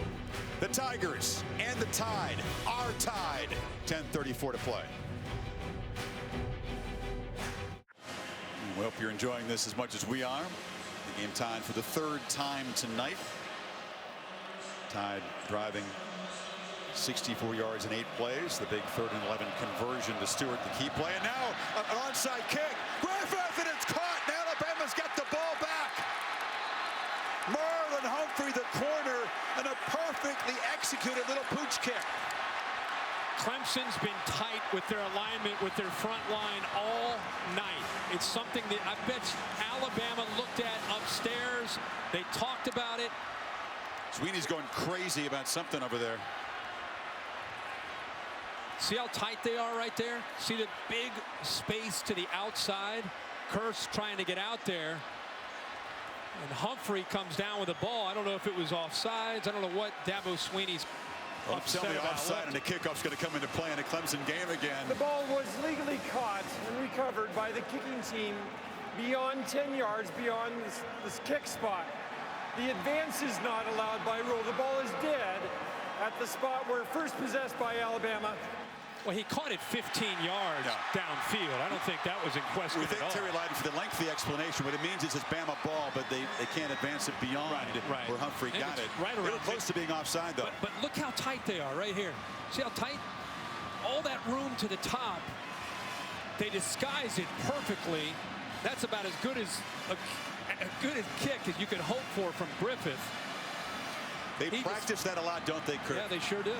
They really practice it a lot, and he executes it very well, the former soccer player from Poland. He floats it right over the shoulder of Humphrey. In a game that's tied in the 4th quarter, you're waiting for a big play to maybe change the complexion. Alabama maybe just had that opportunity right here. We'll see if they capitalize. It's been Sweeney with special teams trickery. That fake punt pass against the Sooners. Now it's Saban's turn. A lot of shifting from the Tide. Play clock at 5. All that to hand it to Henry, who again is hit in the backfield and cannot escape. Dropped for a yard lost by Carlos Watkins. Talk about how you stop the Heisman Trophy winner. You get penetration. Make him have to start over with those long strides. It makes it tough on him. He doesn't have the lateral quickness that you see from a shorter back because of how long he is. Penetration's been a key all night for a Clemson defensive line that, for the most part, been winning the battle at the line of scrimmage. But Ben Bulwer, that little fire plug 240-pound linebacker, has made some huge clutch stops this season for Clemson. Again, getting in there. Drake spelling Henry now, and Coker looks downfield again. Wide open is Howard for his second long touchdown tonight, and the Tide reclaim the lead. You've got confusion in coverage here from Alabama's John Howard right here. He's going to slide down. Green settles in, and nobody gets back with Howard. It's the second time we've seen the tight end get behind coverage. You don't know from sitting up here if it's T.J. Green, the safety, or the corner that time, Tankersley. But another blown coverage on the back end, and Lane Kiffin finds another way to use O.J. Howard for a touchdown. Who's got 2 tonight after not having any since 2013. The tight end has come up huge for the Tide. Coker has responded with a couple of big throws here in the second half, and Clemson, for the first time all season long, is now trailing in the fourth quarter. Can Deshaun Watson answer?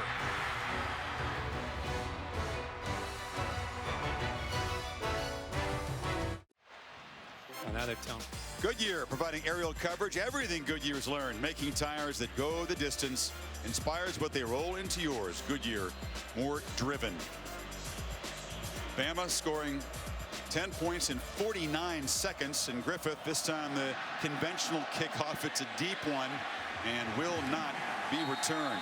3 of their 4 touchdowns, Kirk, beyond 50 yards. Henry runs for 50, Howard 53, and 51-yard receptions. And here's another look at Griffith's work. Yeah, ball goes up in the air. Humphrey's able to bring it down right there at the 50. And you have an offense that was in attack mode there, and a broken coverage again by Clemson, where O.J. Howard, who's had a quiet year as far as touchdowns are concerned, 2 tonight, both on blown coverage. It's the All-State good hands play, the well-executed kick. And now Watson in a fourth quarter hole for the first time this season. Delivers a strike to Renfro, who makes a quick cut. Foster was trying to rip the ball out of his hands, but he holds on and gets to midfield. Boy, he is such a crisp route runner, and the cornerback Deshaun Watson has such confidence because he knows exactly where he'll be. He doesn't hesitate at all when he throws the 13. Pick up 24 yards, and now it's Gallman slashing free. Wayne Gallman finally getting a run. Waited all night for that. Had 11 yards total before that scamper into the red zone. Remember, we talked about the wear and tear of some of the play calling early in the game, the wide runs, the tempo, the different things that gets Alabama, their eyes affected. Then you can go back to what's been your bread and butter all year, which is running into the inside with the quarterback Watson or Gallman. Plays of 24 and now 34 yards. They've moved into the red zone. Watson still got it, and he is dragged down behind the line in the hands of Deshaun Hand. Yeah, miscommunication there by Jordan Leggett.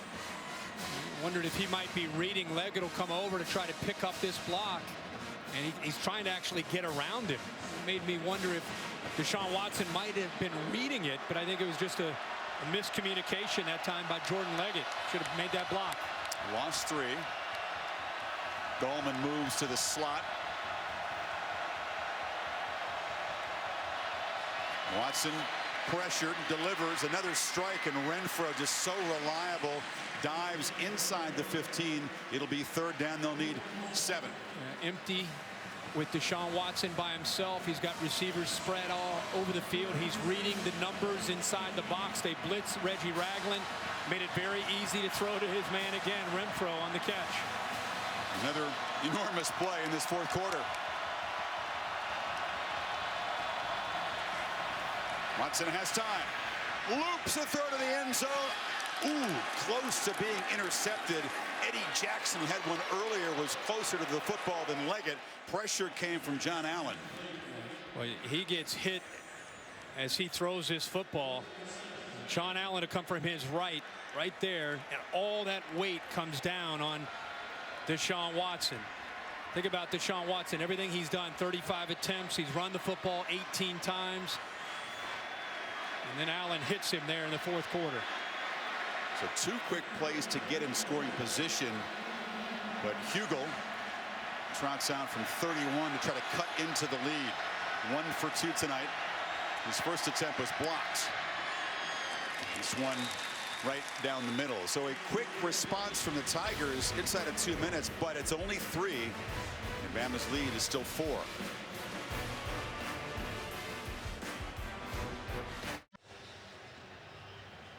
Deshaun Watson looked at again by the trainer. Any part of him that hasn't been examined, it's like guys in the boxing corner that the cut men have gone to work on these Clemson offensive players. Especially Deshaun Watson, who is doing everything tonight, which we all predicted coming in. For Clemson to compete, for Clemson to win, Deshaun Watson was the key. And he's done everything up to this point to keep his team in the game. Heather Cox reporting that when his face was driven into the ground by Allen that time, Deshaun got some grass in his eye. That's what they were working on over there.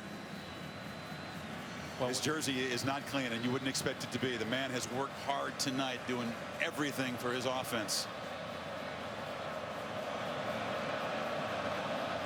And that quick response does cut into the lead, but now the Tigers defense is going to have to stop Henry and company. Drake makes a cut, gets the corner. Look out, Kenyon Drake can fly. Eludes the kicker and will not be caught. Touchdown, Drake. 95 yards.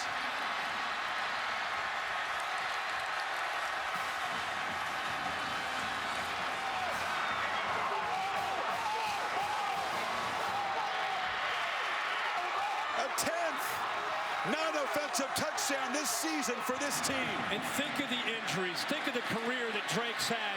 A missed tackle there by Tankersley, and there's no way Curse can catch him. Or the kicker. The only guy that had a chance was T.J. Green at the end, 15. Drake sensed him and dove for the pylon to get it to the corner. Another look. He extends his arms. Just the fuel tank about empty. He's getting near that pylon and reaches for it and gets it. That's a touchdown. They're going to. I think they wanted to see the left foot, and it's in bounds. He definitely gets to the pylon. That's going to be a touchdown. This pylon cam. That's a great look. Boy, pylon cam's been getting a workout tonight. Kenyon Drake, you're right. The serious leg injury that ended his season against Ole Miss. Covering a kickoff against A&M, breaks a bone in his arm. There's 2 screws in that arm. So frustrated to miss some of the stretch run, contributes a huge play. Well, the injury last year looked like it might be the end of his career. He worked his tail off to get back. He's in bounds right there. You see grass, and then you'll see him hit that pylon, get into the end zone for the touchdown. Kirk, we wondered when special teams might come into play. The ruling on the field and touchdown is confirmed. Bama's had good special teams all season. Clemson has not. That's the 3rd time they've had a kickoff return for a touchdown. And the lead is now 10 midway 4th quarter. Wow. Chris, not only the injuries for Drake, but to try to get back, and the guy you're competing against to try to take out is what goes on to win the Heisman Trophy. So he's had to find ways to get involved in special teams like this, catching the ball out of the backfield. But he shows you how effective he can be, how dangerous he is. Griffith makes an 11-point lead. The foot just a centimeter inside the field, and then the dive for the pylon. And the Tigers like to talk about bringing their own guts and being resilient. Will have to dig deeper than they have so far this season now. It's like, go, Coker. Or Coker saying, go, Drake. Look at the reaction. Derrick Henry said, yeah, my backfield mate doing something special on special teams. Probably nobody happier on that Alabama roster than Derrick Henry for Kenyon Drake. Still 7:31 to go in this game, and you have an offense that can move the ball down the field in a hurry to get themselves back within a one-possession game. Now, Kirk, you've made the comparison to Deshaun Watson, perhaps the special season that Vince Young created in the Rose Bowl 10 years and a week ago. Remember, Texas against the Trojans faced a very similar deficit. It was 38-26 inside of 7 minutes to go, almost an identical deficit time situation. Can Deshaun come up with the kind of magic that Vince Young did? For Mac Brown is with us here tonight. He's been beaten up, hit a lot, he spent a lot of energy. Does he have enough left? Well, the one thing you know about Deshaun Watson is he's going to keep his composure. This will not be an offense or a quarterback that will panic with 7:31 to go. And that to me is the first important aspect of trying to get yourself back and giving yourself a shot to win this game. They're going to do what they do, which is run their offense and look for matchups and try to get the ball down the field as fast as they can, but they will not panic. Watson hit, ball comes out, it's no fumble. Ruled down before it came loose. Let's go to Heather Cox. Chris Dabo-Sweeney's message to his quarterback was relax. It is just football, which ties directly in to what he told his star quarterback before the game, which was you don't have to be different than you are. You've been preparing for this since 9th grade. Everyone's saying you have to be Vince Young for Clemson to win. Well, you don't. You just have to be Deshaun Watson. Watson from the pocket, flips it, and completion. Gallman's still going. There's no quit in anybody in an orange uniform. That's a first down. No, that effort got him that first down. There were 3 Alabama defenders trying to tackle him about a yard or 2 short of the first down. He keeps those knees working, and he picks up the first down. Inside of 7 minutes. Bama has scored 17 points in about 3 minutes to claim this lead. Watson chased and sacked. Pocket just closed in, and Rashaan Evans, a backup's having a big night. Rashaan Evans on one side, Tim Williams on the other, and the push in the middle. There's nowhere for him to go. Look at the bottom, Evans with a good move. See how quick Tim Williams is? But look how he steps up, and he just has nowhere to go. So it's a group effort there by the Crimson Tide defensive front. 2nd and 13, Watson flushed again. Flips it short again. Gallman showing toughness, still running. Determination. Gallman's in the loose. Cuts it back. Are you kidding me? Shoved out. No flag, but a huge play. Deshaun Watson kept the play alive by improvising, finding his man Gallman eventually. And how about the work that Gallman's doing in the open field? I think Alabama almost quits on the play thinking that he's down, and he just keeps bouncing off the defenders. Huge play for the Tigers. 39 yards. Sets him up, and now Alabama will spend a timeout on defense Alabama to get their guys a rest. First time out of the half. They got a lot of hands on their hips there. This is a remarkable play here with everything on the line. Down 11. Look at the creativity. Keep the play alive. Dumps it down. And now this is, what can you say? Breaks one tackle, second tackle, cuts back, not giving up on the play. At this point, you're thinking he picks up a block. He may take it all the way to the house. He is so tough, so determined. Said he's a linebacker in high school, and he may not be the quickest. He's quick, but I think so much of his year has to do with that kind of determination. A good point about him playing linebacker in high school. He runs like a linebacker. I mean, he reminds you mean that in a good way. Oh, yeah. I mean, a linebacker mentality. He's running through that Alabama defense, bouncing off the tacklers. Zach Brooks now in the game to spell Gallman.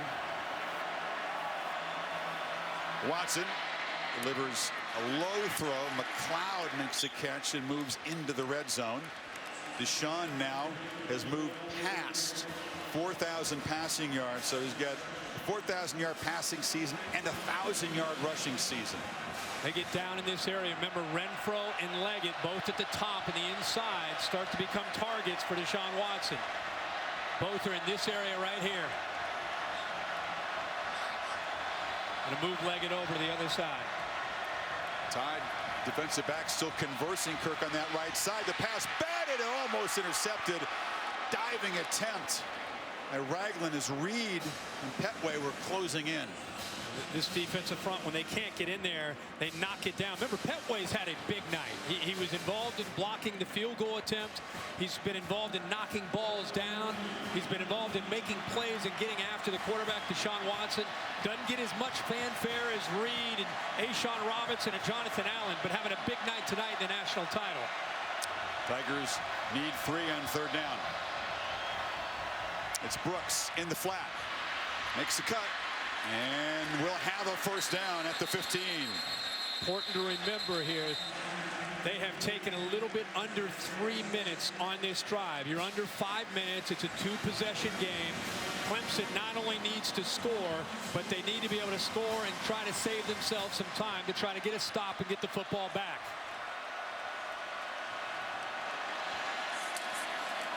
Watson, a dart, Scott scores!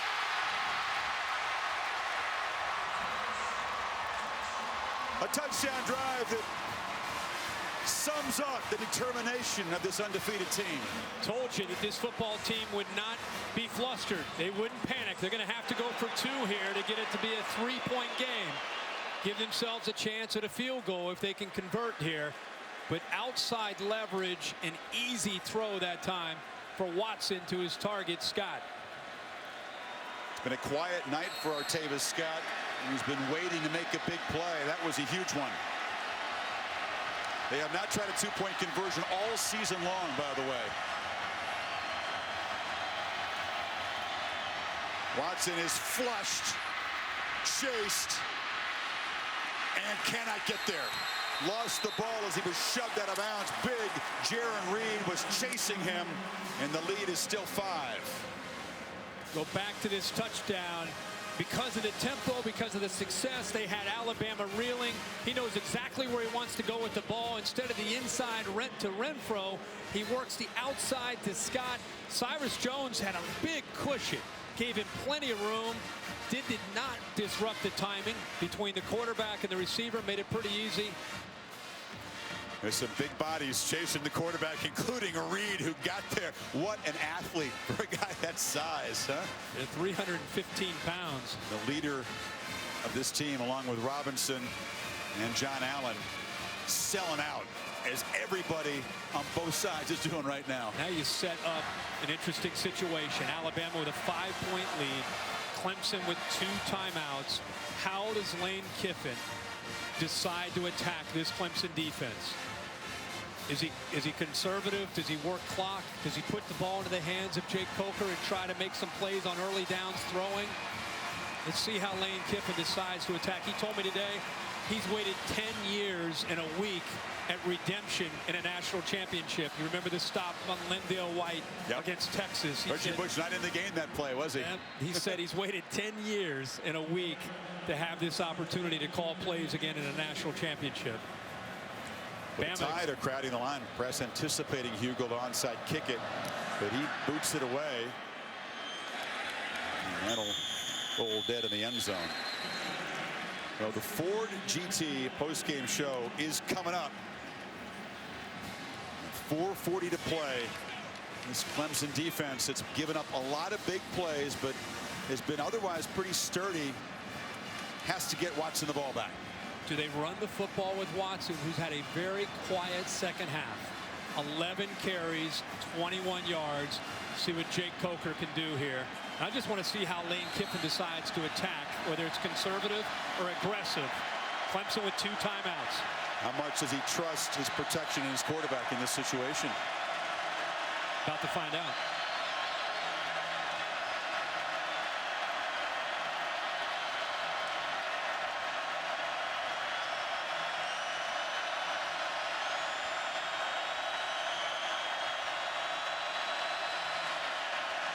Henry, pinning the backfield and dropped by Kevin Dodd as the monster night continues for number 98.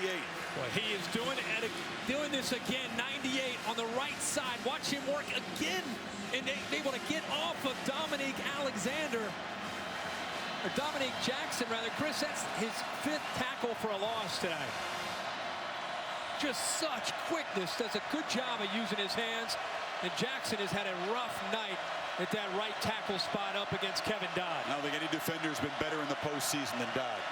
A monster Orange Bowl and an even bigger game tonight. So now a timeout taken by Coker. Play clock was winding down at 2nd and 13. What does Kiffin do here?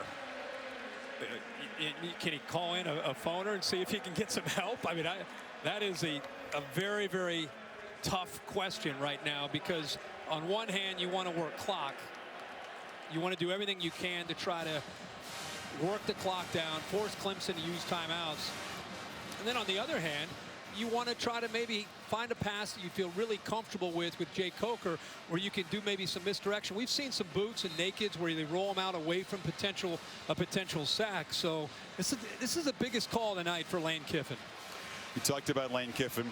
Many eyebrows are raised and comments made when Saban hired Kiffin, who had, of course, been fired at USC. We wonder, could these two work together? They have for a couple of years, but now he's waited 10 years, Kirk. This is a big moment for him and for his quarterback. They flip it to Howard, and the big man gets the edge and gets troubled again. O.J. Howard tight roping and shoved out inside the 20. Pardon the pun, but Howard has been the rock tonight for Bama. Mackenzie Alexander not being in this game. Baker misses the tackle right there. He gets out leveraged, doesn't get to the outside and force Howard back in where the rest of the Clemson defense would have had a chance. Does not make the tackle in the open field. That's the first time since Mackenzie Alexander has gone out of the game that Alabama's been able to take advantage of Adrian Baker, and it was at the most crucial moment in the game. We just talked about the play call for Lane Kiffin, and they take advantage of it. Now they feed Henry, and this Clemson defense, after a deflating huge gains, got to dig really deep.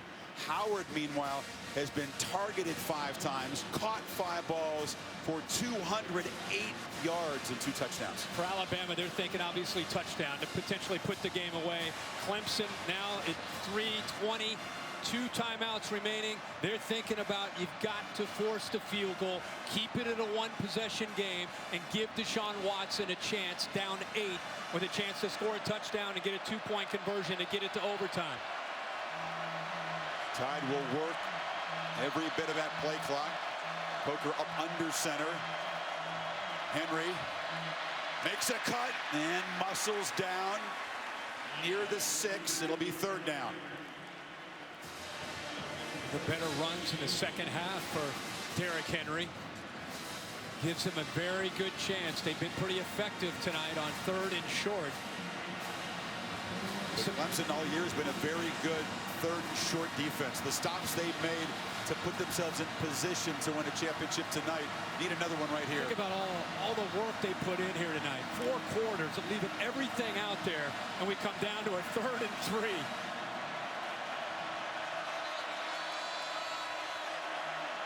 Confusion. They'll have to spend a timeout. Alabama. Howard was not where Coker wanted him to be, and he's hot. Yeah, he's very fired up. What a difference in a quarterback and an attitude from where they were early in the year. You and I had them against Wisconsin in Arlington. We had them a couple weeks later when they played Ole Miss, and Jay Coker was benched. They thought maybe Cooper Bateman was the answer at that point in week 3. They ended up losing to Hugh Freeze and Ole Miss at home with 5 turnovers that night. They put the ball back into the hands of number 14, Jay Coker. And week after week after week, he became more and more confident. And by the end of the year, he's voted captain by his teammates after the SEC championship game. And you can see who's in charge of that offense. It's Jake Coker. Very different systems that they run. Watson, of course, really shouldering the load, but Coker making some big throws, just a desperation heave to Stewart, which was huge, led to a field goal. And then O.J. Howard, the big plays downfield. But now back to this third and a short 3.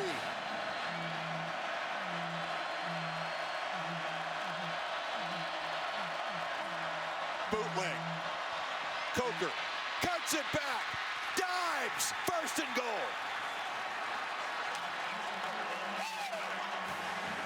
How fitting on a play with a season, the championship on the line, that Coker has to dive and scramble for a 1st down. That's how he won his job back. Nick Saban's talked about he won his team by how he competed. He won them over. And on a 3rd and short, he abandons the play, sees enough room, and uses his athletic ability and toughness to pick up the 1st down. He comes off of it right there. The guy that's been giving him fits all night, Kevin Dodd, he cuts back underneath him and then dives for the 1st down to keep this drive alive for the Crimson Tide. Great point. It's been Dodd getting the better of Coker, hitting him hard all night on this key play. Got you, big fella. And you don't, interesting play call, because you don't feed the Heisman Trophy winner. All those orange jerseys were flowing that way, but he still had to beat a man to make the 1st down. Give Clemson credit. They were in position. They took away his options, but that's where the athletic ability of the big fella at 6'5", 232 pounds comes into play. But they're not into the end zone yet. Clemson still has the 1 timeout. Look who Bama's got in the game, Kirk. Again, the 2 big stud All-American defensive linemen, Jaron Reed and Ashawn Robinson, who paved the way for Henry's touchdown run in the 1st half, are back in there. And they'll probably go behind the All-American Cam Robinson, along with the big 2 defensive linemen on the left side. Henry dives again short. That might actually be good for Alabama, because they can use more clock. Clemson, just with that 1 timeout remaining. Dabo Swinney electing to let the clock continue to move, hold on to that last timeout. They won't have to snap this play, Kirk, till a little bit more than a minute and a half in the game. Yep.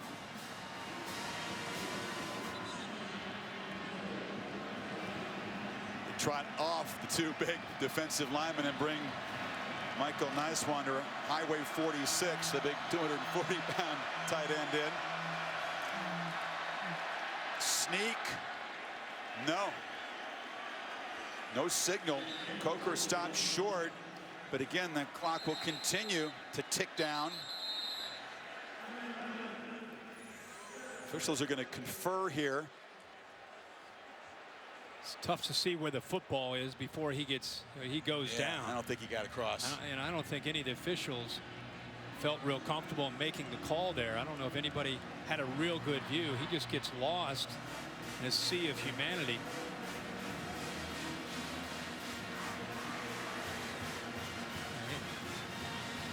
Just can't see that football, so they end up calling him on about the 2-inch line. So Dabo Swinney has to spend his final timeout just to stop the clock here at 1:22 and hope that his defense can somehow show some more guts and keep him in this game. Think about Alabama. Their entire focus this year: finish, finish, finish. Anywhere you go in their football field, in their football facility, you see the word finish. Nick Saban talks about it all the time. And here they are trying to finish off this national championship.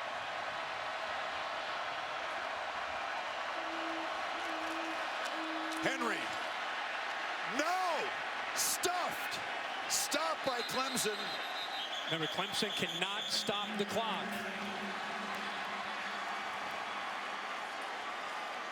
But a great effort by Dodd and those guys. Now they call it a touchdown. So a very delayed signal. And Alabama may have just finished business in the national title game. Ruling on the field, runners broke the play to go. I'm trying to see where. He's still spinning. Did he reach across there? Boulware's grabbing for the ball as Henry tries to extend it across. Just has to get the front of that white line. I'm trying to see why they had a delayed call here. He certainly If was you're gonna stopped there. If you're going to make the call, it's right now if he reaches across. Boulware was grabbing at the football. This may be our best look yet. Yeah. You can see him reach across with the one hand. He's not near it at this point. Right there, he's it looks like he's in. Yeah, there you go with the looks like spin. he's in. Yep. That is the best look. Again, it's just the front of that white line. And there's the spin. Oh, yeah. And yeah. He's in. How about that, Kirk? This tussle back and forth. It comes down to a second and third effort. Henry's having his hair grabbed on the play. He's spinning and just reaching the ball inches across that goal line for perhaps a clinching touchdown. After review, the ruling on the field of touchdown is confirmed.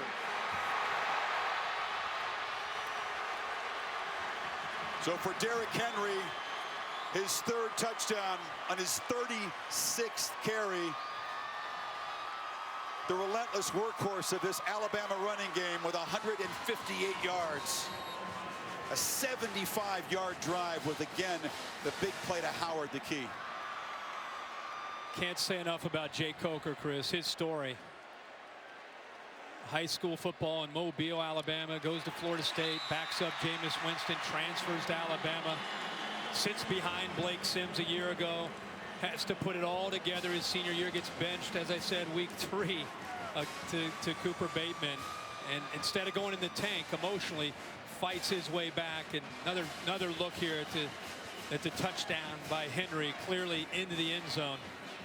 But Coker tonight, 16 of 25, 335 yards and 2 touchdowns, and that says it all for Dabo Swinney. Just like you'd expect from the Tigers, done it all season. They gave everything they had. Strong resistance down there on the goal line. But number 2 just a little too strong to stop at the end. And Coker, it doesn't always look pretty with him. He had a shaky first half. Nick was upset with him for not being more decisive, but boy, he responded after halftime, and some terrific play calls, as you pointed out, by Kiffin. Absolutely. They found their rhythm, and they were also at crucial moments in the game. I mean, potentially game swinging moments. Special teams also played a big part tonight in this game. Right, Griffith, who had that crucial, perfectly executed little pooch kick, drops this one short, and it's brought across the 30-yard line there by Mylan Richard, a tight end. So now the deficit is 12, minute 2, no timeouts, and the Tigers need a miracle. Bama very susceptible to big pass plays this season. They've been burned a lot, giving up the second most 20-plus yard completions in the SEC, but you'd have to think that Kirby Smart and Nick Saban will drop way back here. Yeah.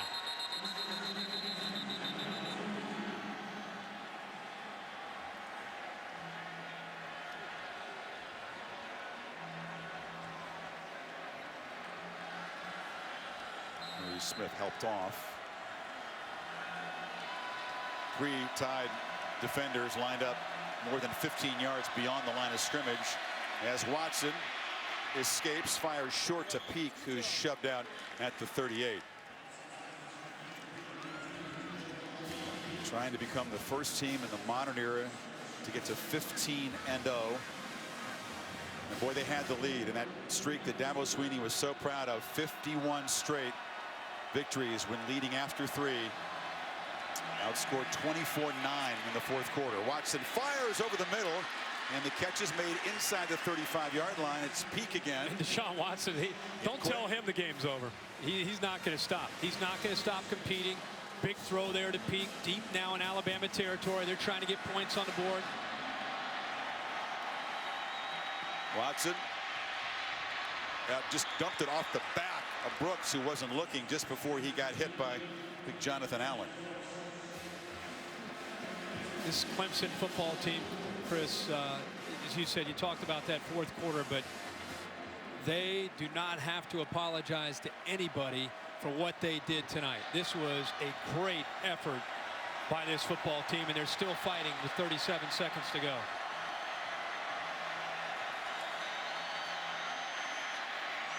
Peak has come alive late. does the smart thing and stretches the ball out of bounds to stop the clock with 31 seconds to go. Yeah, great effort there to get the ball out of bounds. And even though Deshaun Watson's still in a hurry. The clock will start on my signal. So they called him down inbounds here. I guess they said the knee was down before he reached the ball out. So the clock does start. Watson eating up time and has to throw it away, but that was costly, down to 17 seconds.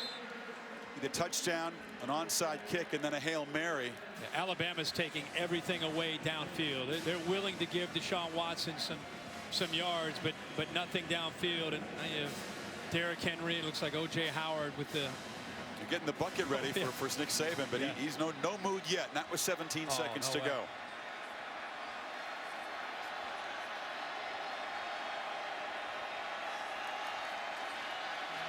Watson for the end zone. Caught for a touchdown by Peak with 12 seconds. You like it? With 12 seconds to go. Wow. An absolute laser from Watson. Right over the shoulder of the defender, the defensive back, Harrison, puts the ball exactly where he had to put it. And he keeps Clemson's hope alive here. 12 seconds. Leggett, a physical receiver, tough matchup, and they are fighting right to the end. Trying to get Mr. Wilkins into the game. They had 10 men on for the PAT. This to cut it to 5.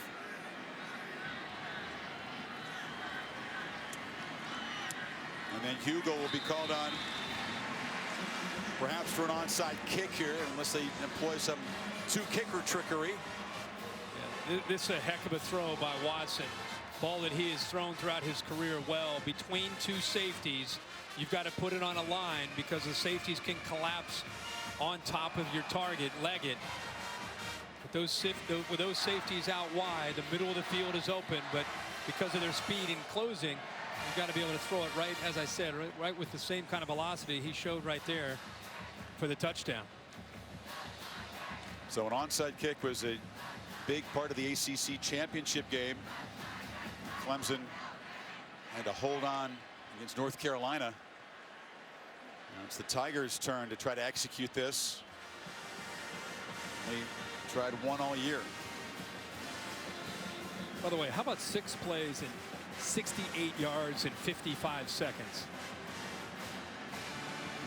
Against a Bama defense determined not to give up the big play. Right. That's why Nick says, don't get that Gatorade bath anywhere near me. Maybe that's why he coaches to the last second. Now they work it on in every practice, both teams, the onside kick and the hands team for Bama. Get Derrick Henry out there, a lot of the skill players. Hugel. With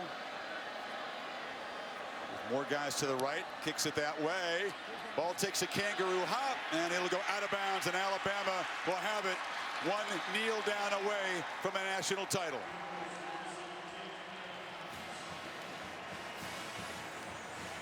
He got what he wanted, the big hop, but it was a little too high at the end. Yeah, it just came a little bit late. And just the bounce of the ball, you just never know. UC Stewart goes up, he's out of bounds. But Alabama now starts to celebrate. And Jake Coker, he said he's been living a dream. Will step out for victory formation, kneel down, and will be a national champion quarterback after waiting his whole life to show what he can do as a starter. Again, been through so much. His looks just so different tonight as a leader of this team. How about Nick Saban, Chris? Finally, oh yeah, boy, I got him. Some Crimson Gatorade. They did a good job. 4th championship in Tuscaloosa, 5th if you include the championship at LSU. Put him up there with the all-time greats. Alabama back on top of the college football world. Another building block in this dynasty. In the desert tonight. A very famous hero. A man who's waited a long time to seize center stage, O.J. Howard. Reggie Ragland in that defense had to work hard to stop the brilliance of Deshaun Watson. Two buddies who became friends in New York at the Heisman ceremony. Watson and Henry.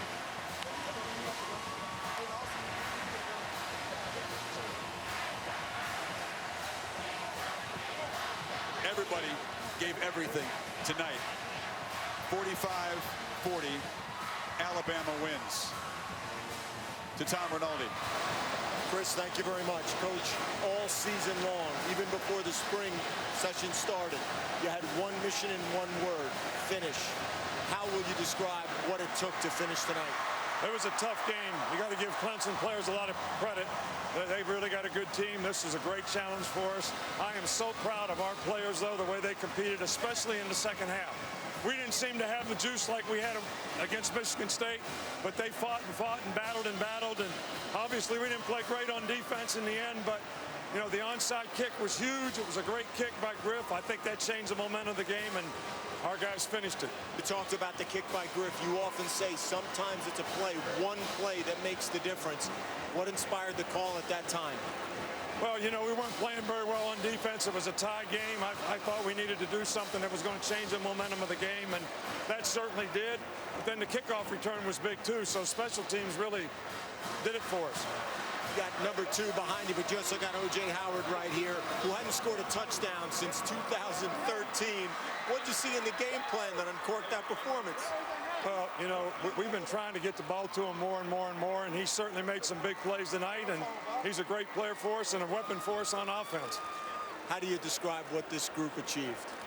Well, you know, I've always said this is my, I hate to say favorite team, but because I love them all. But these guys have come so far and done so much. You know, their will, their spirit, you know, to compete and do things they needed to do to be the kind of team they could be. I'm so happy for the team. This is all about winning the game for them. You know, it's great for our fans. It's great for the state of Alabama. But I wanted to win this game for these guys, man. They've done a great job for us this year. Finally, after the semifinal, we asked, could we get a smile? How about now? You got it, baby. You got it. Chris?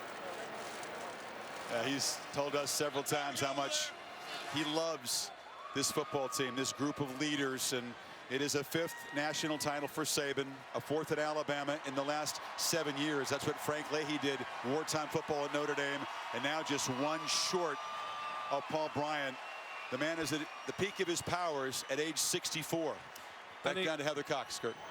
Chris, thanks so much. Jake Coker, congratulations. You grew up dreaming of being a quarterback for Alabama. How surreal is it to now not only be the starting quarterback, but to be the national championship winning quarterback for Bama? I mean, that's hard to explain.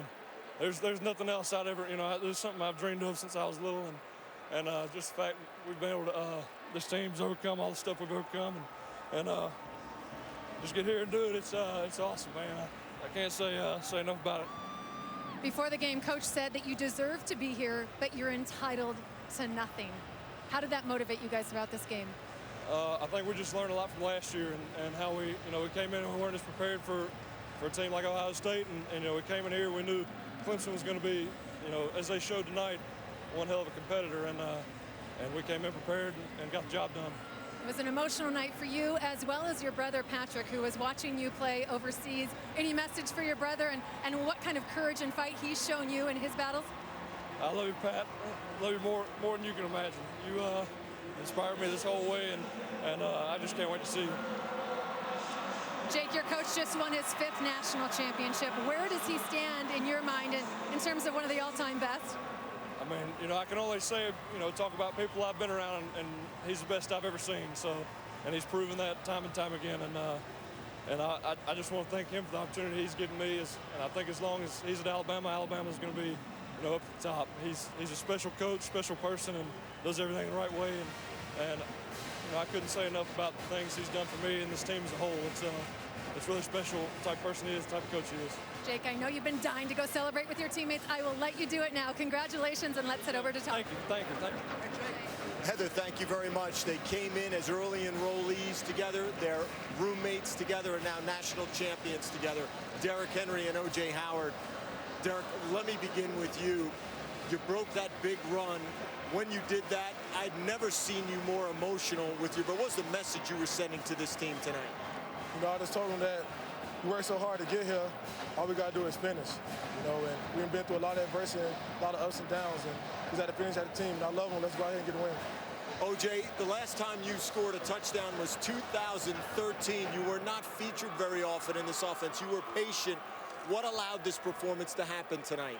You said the key word, being patient. I knew I had a chance to make plays tonight with the plays we called during practice, and that's what happened tonight. Number 28 decal was on the back of the helmets for this team in honor of Alti Tenpenny, your former teammate who passed away. The last person you mentioned in the Heisman speech, Derek, I know what he means to you. How was he with you tonight? He was with us every step of the way. You know, I talked to him for the game and told him to watch over us and be with us, and I'm sure he was. And that's how we got the victory. But, you know what I'm saying, we've been having him on our heart this whole season since we found out, and, you know, we love him. Finally, we see a certain version of Coach Saban all the time, OJ. What's the version of Coach Saban that we're going to see here having won a national title, you think, in that locker room? Man, he's going to be excited for us. He's going to be dancing. We're going to have a good time for the rest of the night, man. Congratulations, national champions. Thank you. Appreciate it. Thank you, Tom. Thanks, guys. All right, Tom, thank you. So, Derrick Henry able to do what Mark Ingram did 6 years ago, win a Heisman Trophy, and follow with a championship. It's been something very rare for a Heisman running back to do that. Tony Dorsett was able to do it. We've seen some quarterbacks do it. But Henry, once again, in the postseason, sharing the credit with teammates. And you do feel good for Derek Howard. Had one of the best games a tight end could ever hope for. Set an Alabama record for receiving yards. So many contributors. Kenyon Drake, we talked about his hard road to get here with the kickoff return that really helped seal the deal. Well, just a game that you hope for. I mean, you get to the championship game, you hope that both teams play their best. Can't say enough about Clemson and the effort that they put forth tonight. Shaq Lawson playing with everything that he had to just be on the field. What more can be said about Deshaun Watson and his performance? But tonight's about the Crimson Tide. They made the plays when they had to. Their coach was willing to take a risk, kind of out of character for him. Usually you would think Dabo Swinney with the onside kick changed the complexion of the game. And Jake Coker, I mean, when you go back and look at the 2015 national championship year, you're going to look at a quarterback early in the year that was just trying to avoid mistakes, to a quarterback by about the middle of the year and especially at the end that was in command. And he and Lane Kiffin deserve all the credit in the world for that. Just so happy for him, the emotion that he has in him of being an Alabama Crimson Tide quarterback who's been able to go out and win a national title.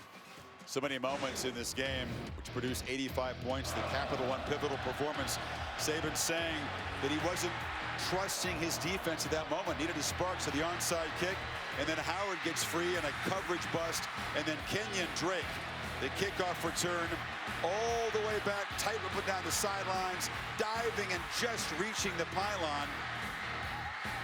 But still, that wasn't enough to put away the Tigers. It took recovering an onside kick to do it.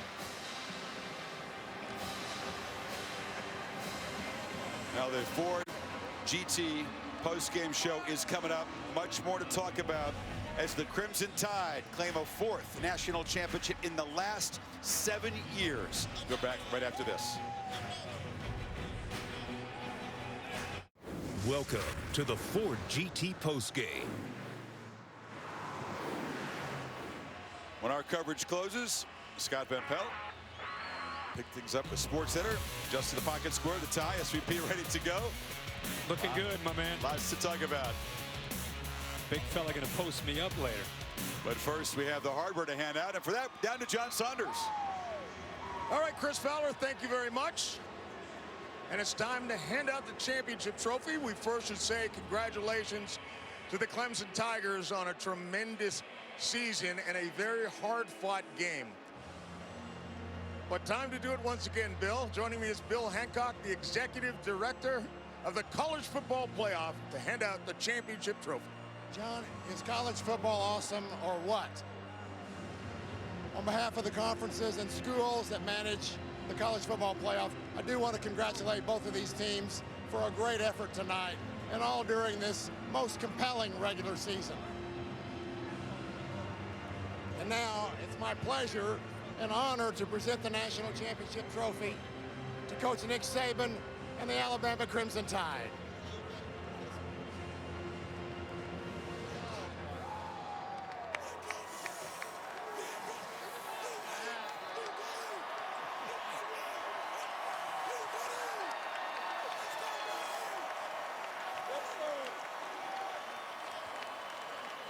Nick, congratulations on your 5th. We'll talk about that in a moment. But first, what do you have to say to the faithful of the Crimson Tide who've waited for this again?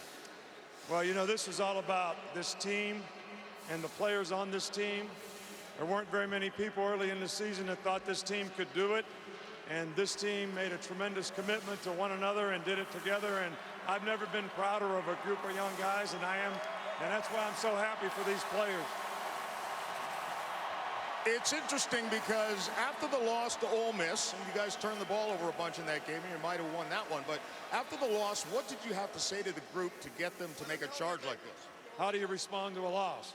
You know, you got to have character to overcome adversity, and everybody's going to have to buy in and do things exactly like we need to do them to be a better team, and every one of these guys did it, and that's why we're here now. It took a little something extra. I was standing on the sidelines with Urban Meyer, and he talked about what is your commitment to win. What's the commitment of this group of guys? Well, they have tremendous passion for each other, for the game, and we've got a lot of great competitors on this team, and the leadership on this team has been fabulous. So I've never been prouder of a bunch of guys. I mean, they've just overcome so much to get here. We didn't play our best game tonight, but they did what they had to do to win, and I'm smiling. What does it say about a team that's as dominant as you guys are on defense, that has an offense with a running back like Derrick Henry that can explode like that, and special teams may have been the difference? I think special teams may have been the difference in this game. The onside kick and the kickoff return for a touchdown sort of changed the momentum of the game, and you know, but we made some big explosive plays on offense. We got them stopped a few times when we needed to on defense, so it's a great team win, and I'm proud of all of them. I had a chance to chat with your better half, Terry, when she took the podium here, and she said, boy, it's more fun like this in a close game. Do you feel the same way as you walk off with your 5th championship? No, I think I aged a little bit tonight, but you know what I want to say to all of our fans and all of our players, which I said at our banquet this year, is I thank them for all that they've done to make this team what they could be. But I say there's an IOU that goes with everything. Thank you. And I owe them so much for their great effort in terms of what they did. And we owe them our best.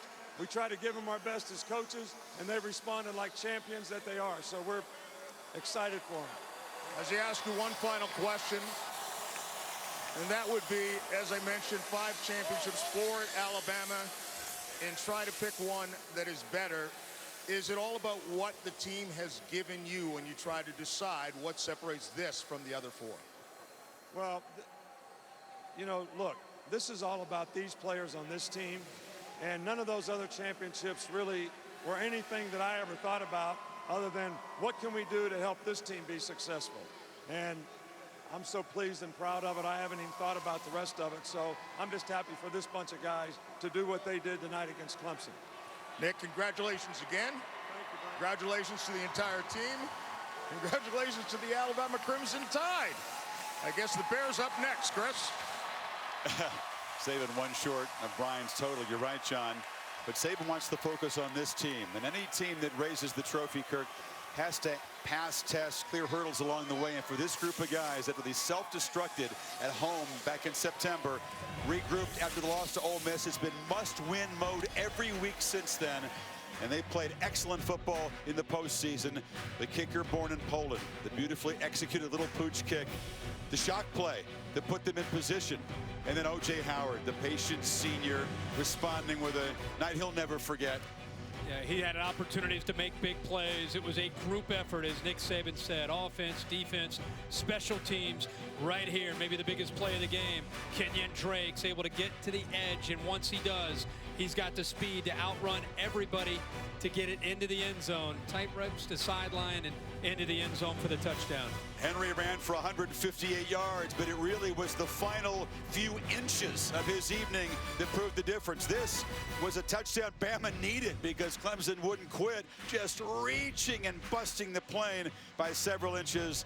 And Saban doused for the 5th time as a national champion, the 4th here in Alabama. Nothing but respect.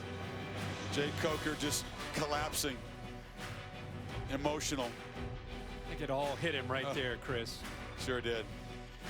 But respect between the two offensive stars in this game tonight, who ran 1st and 3rd in the Heisman voting. Deshaun Watson did everything he possibly could. Clemson comes up 5 points short. Title number 5 for Saban. Much more coming up from Glendale. The Ford GT postgame is brought to you by Ford. We go further so you can.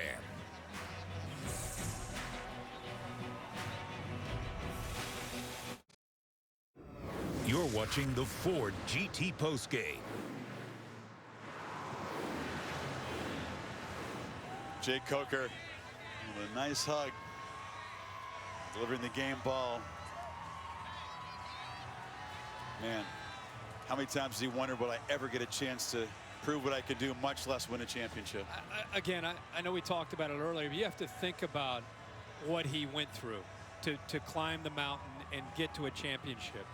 Starts at Florida State as his initial voyage into college football.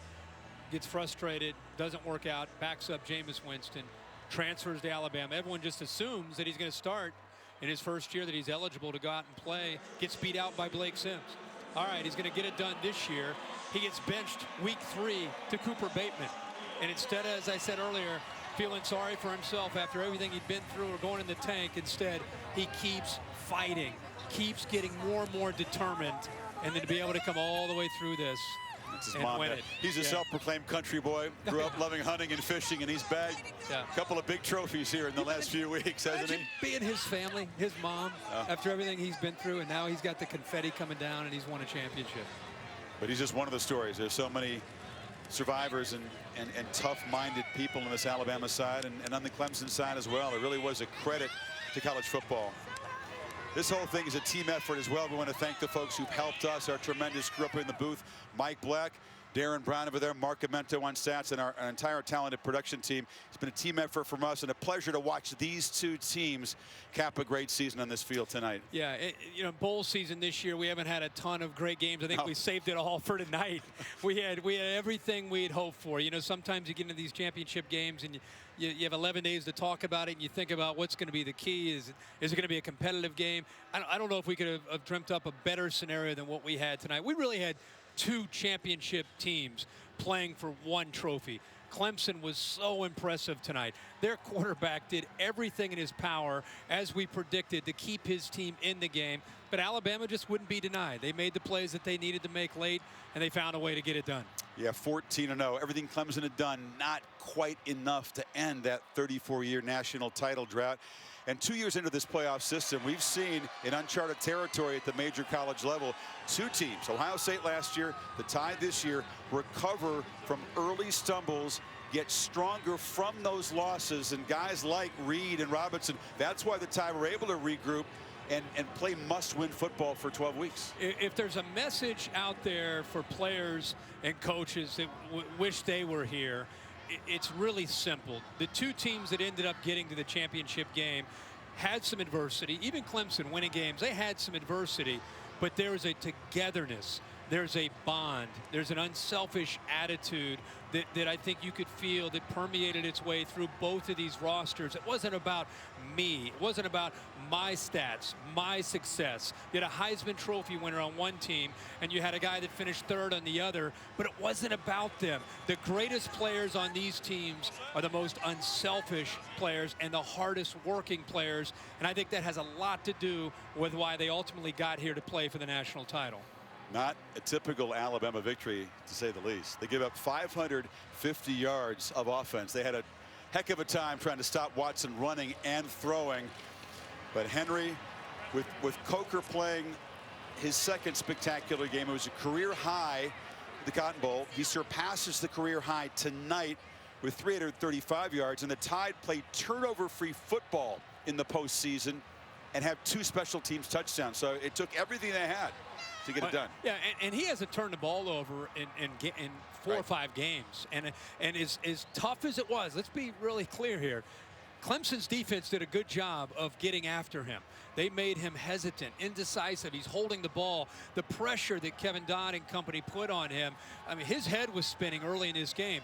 But Lane Kiffin and the offense and the way they decided to make some adjustments, they put him in more comfortable positions. He made a couple crucial throws and gave him a chance to, again, win this game. But we always talk about offense and defense. This game, we'll be talking about special teams for a long time, the 3rd phase of this championship Alabama team. Yeah, the 2-year drought for national titles for Alabama is over. They're back on top. They'll lose a lot of key guys. Kirby Smart, defensive coordinator, goes to Georgia. Who knows what Lane Kiffin's future will be. But, boy, you wouldn't bet against Alabama continuing this train rolling. I just want to say one more thing about Alabama. And whether it's they win it every year or they come close, you know, to me, we look at the Patriots in the NFL and Bill Belichick, and we look at a dynasty that Bill Belichick has created there. They don't win the Super Bowl every year. To me, Alabama and Nick Saban, this is a dynasty, what he has created in Tuscaloosa. You think about the championships from '09 to tonight, it's his 4th championship, but it's the consistency in the Alabama program that makes them the bar in college football. And they have just enough energy for a victory lap of the stadium here in Glendale, Arizona. Wow. Well, we hope for something tonight that would be special, that would be worthy of this occasion, that would cap off a suspenseful and spectacular season in college football, and we got it. We certainly hope you've enjoyed our presentation. It was produced by Bill Bunnell, directed by Derek Mobley, and our entire talented and dedicated production team. We'll say goodbye and see you next season, partner. Great job, my man. Be safe over in Australia. I will. I'll be watching. Tennis season starts now. So we're Kirk Herbstreit. 3 in the morning, I'm dialed in. For Heather Cox, for Jerry Punch, for Tom Rinaldi, and again for our entire production team, I'm Chris Fowler saying so long. Alabama digs deep with a 24-point 4th quarter to win the national championship 45-40 over a very courageous Clemson Tiger team tonight here in Arizona.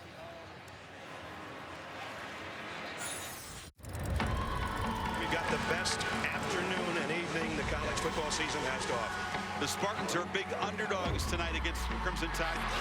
Here come the Clemson Tigers. Here come the Sooners.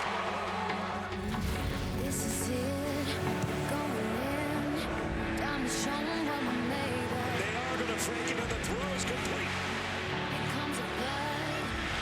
And Alabama strikes first.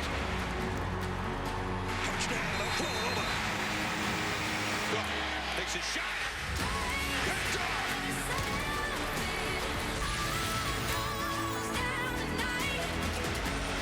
Touchdown, Clemson. The Tigers are back in front. Cyrus Jones for the crease. Touchdown, Alabama. And the Tide can smell that title game. The Clemson Tigers, they are still undefeated. And they've got a date with Alabama for a national crown. What are the chances we'll see a smile right now? Well, we got another game. How about the Tigers, baby? It's going down tonight. History says when the championship game comes to Arizona, expect the unexpected. Henry makes a cut, off and running. The Heisman winner headed for the end zone. Touchdown Tigers as they answer. How great is this to see 2 teams playing with all of their heart? An onside kick. Alabama's got the ball back. Wide open is Howard. Look out, Kenyon Drake can fly. Touchdown Drake. Alabama back on top of the college football world. It takes the talent, work, dedication of so many to win a championship, and even more to create a dynasty. This is what a college football dynasty looks like. Alabama, national champions again.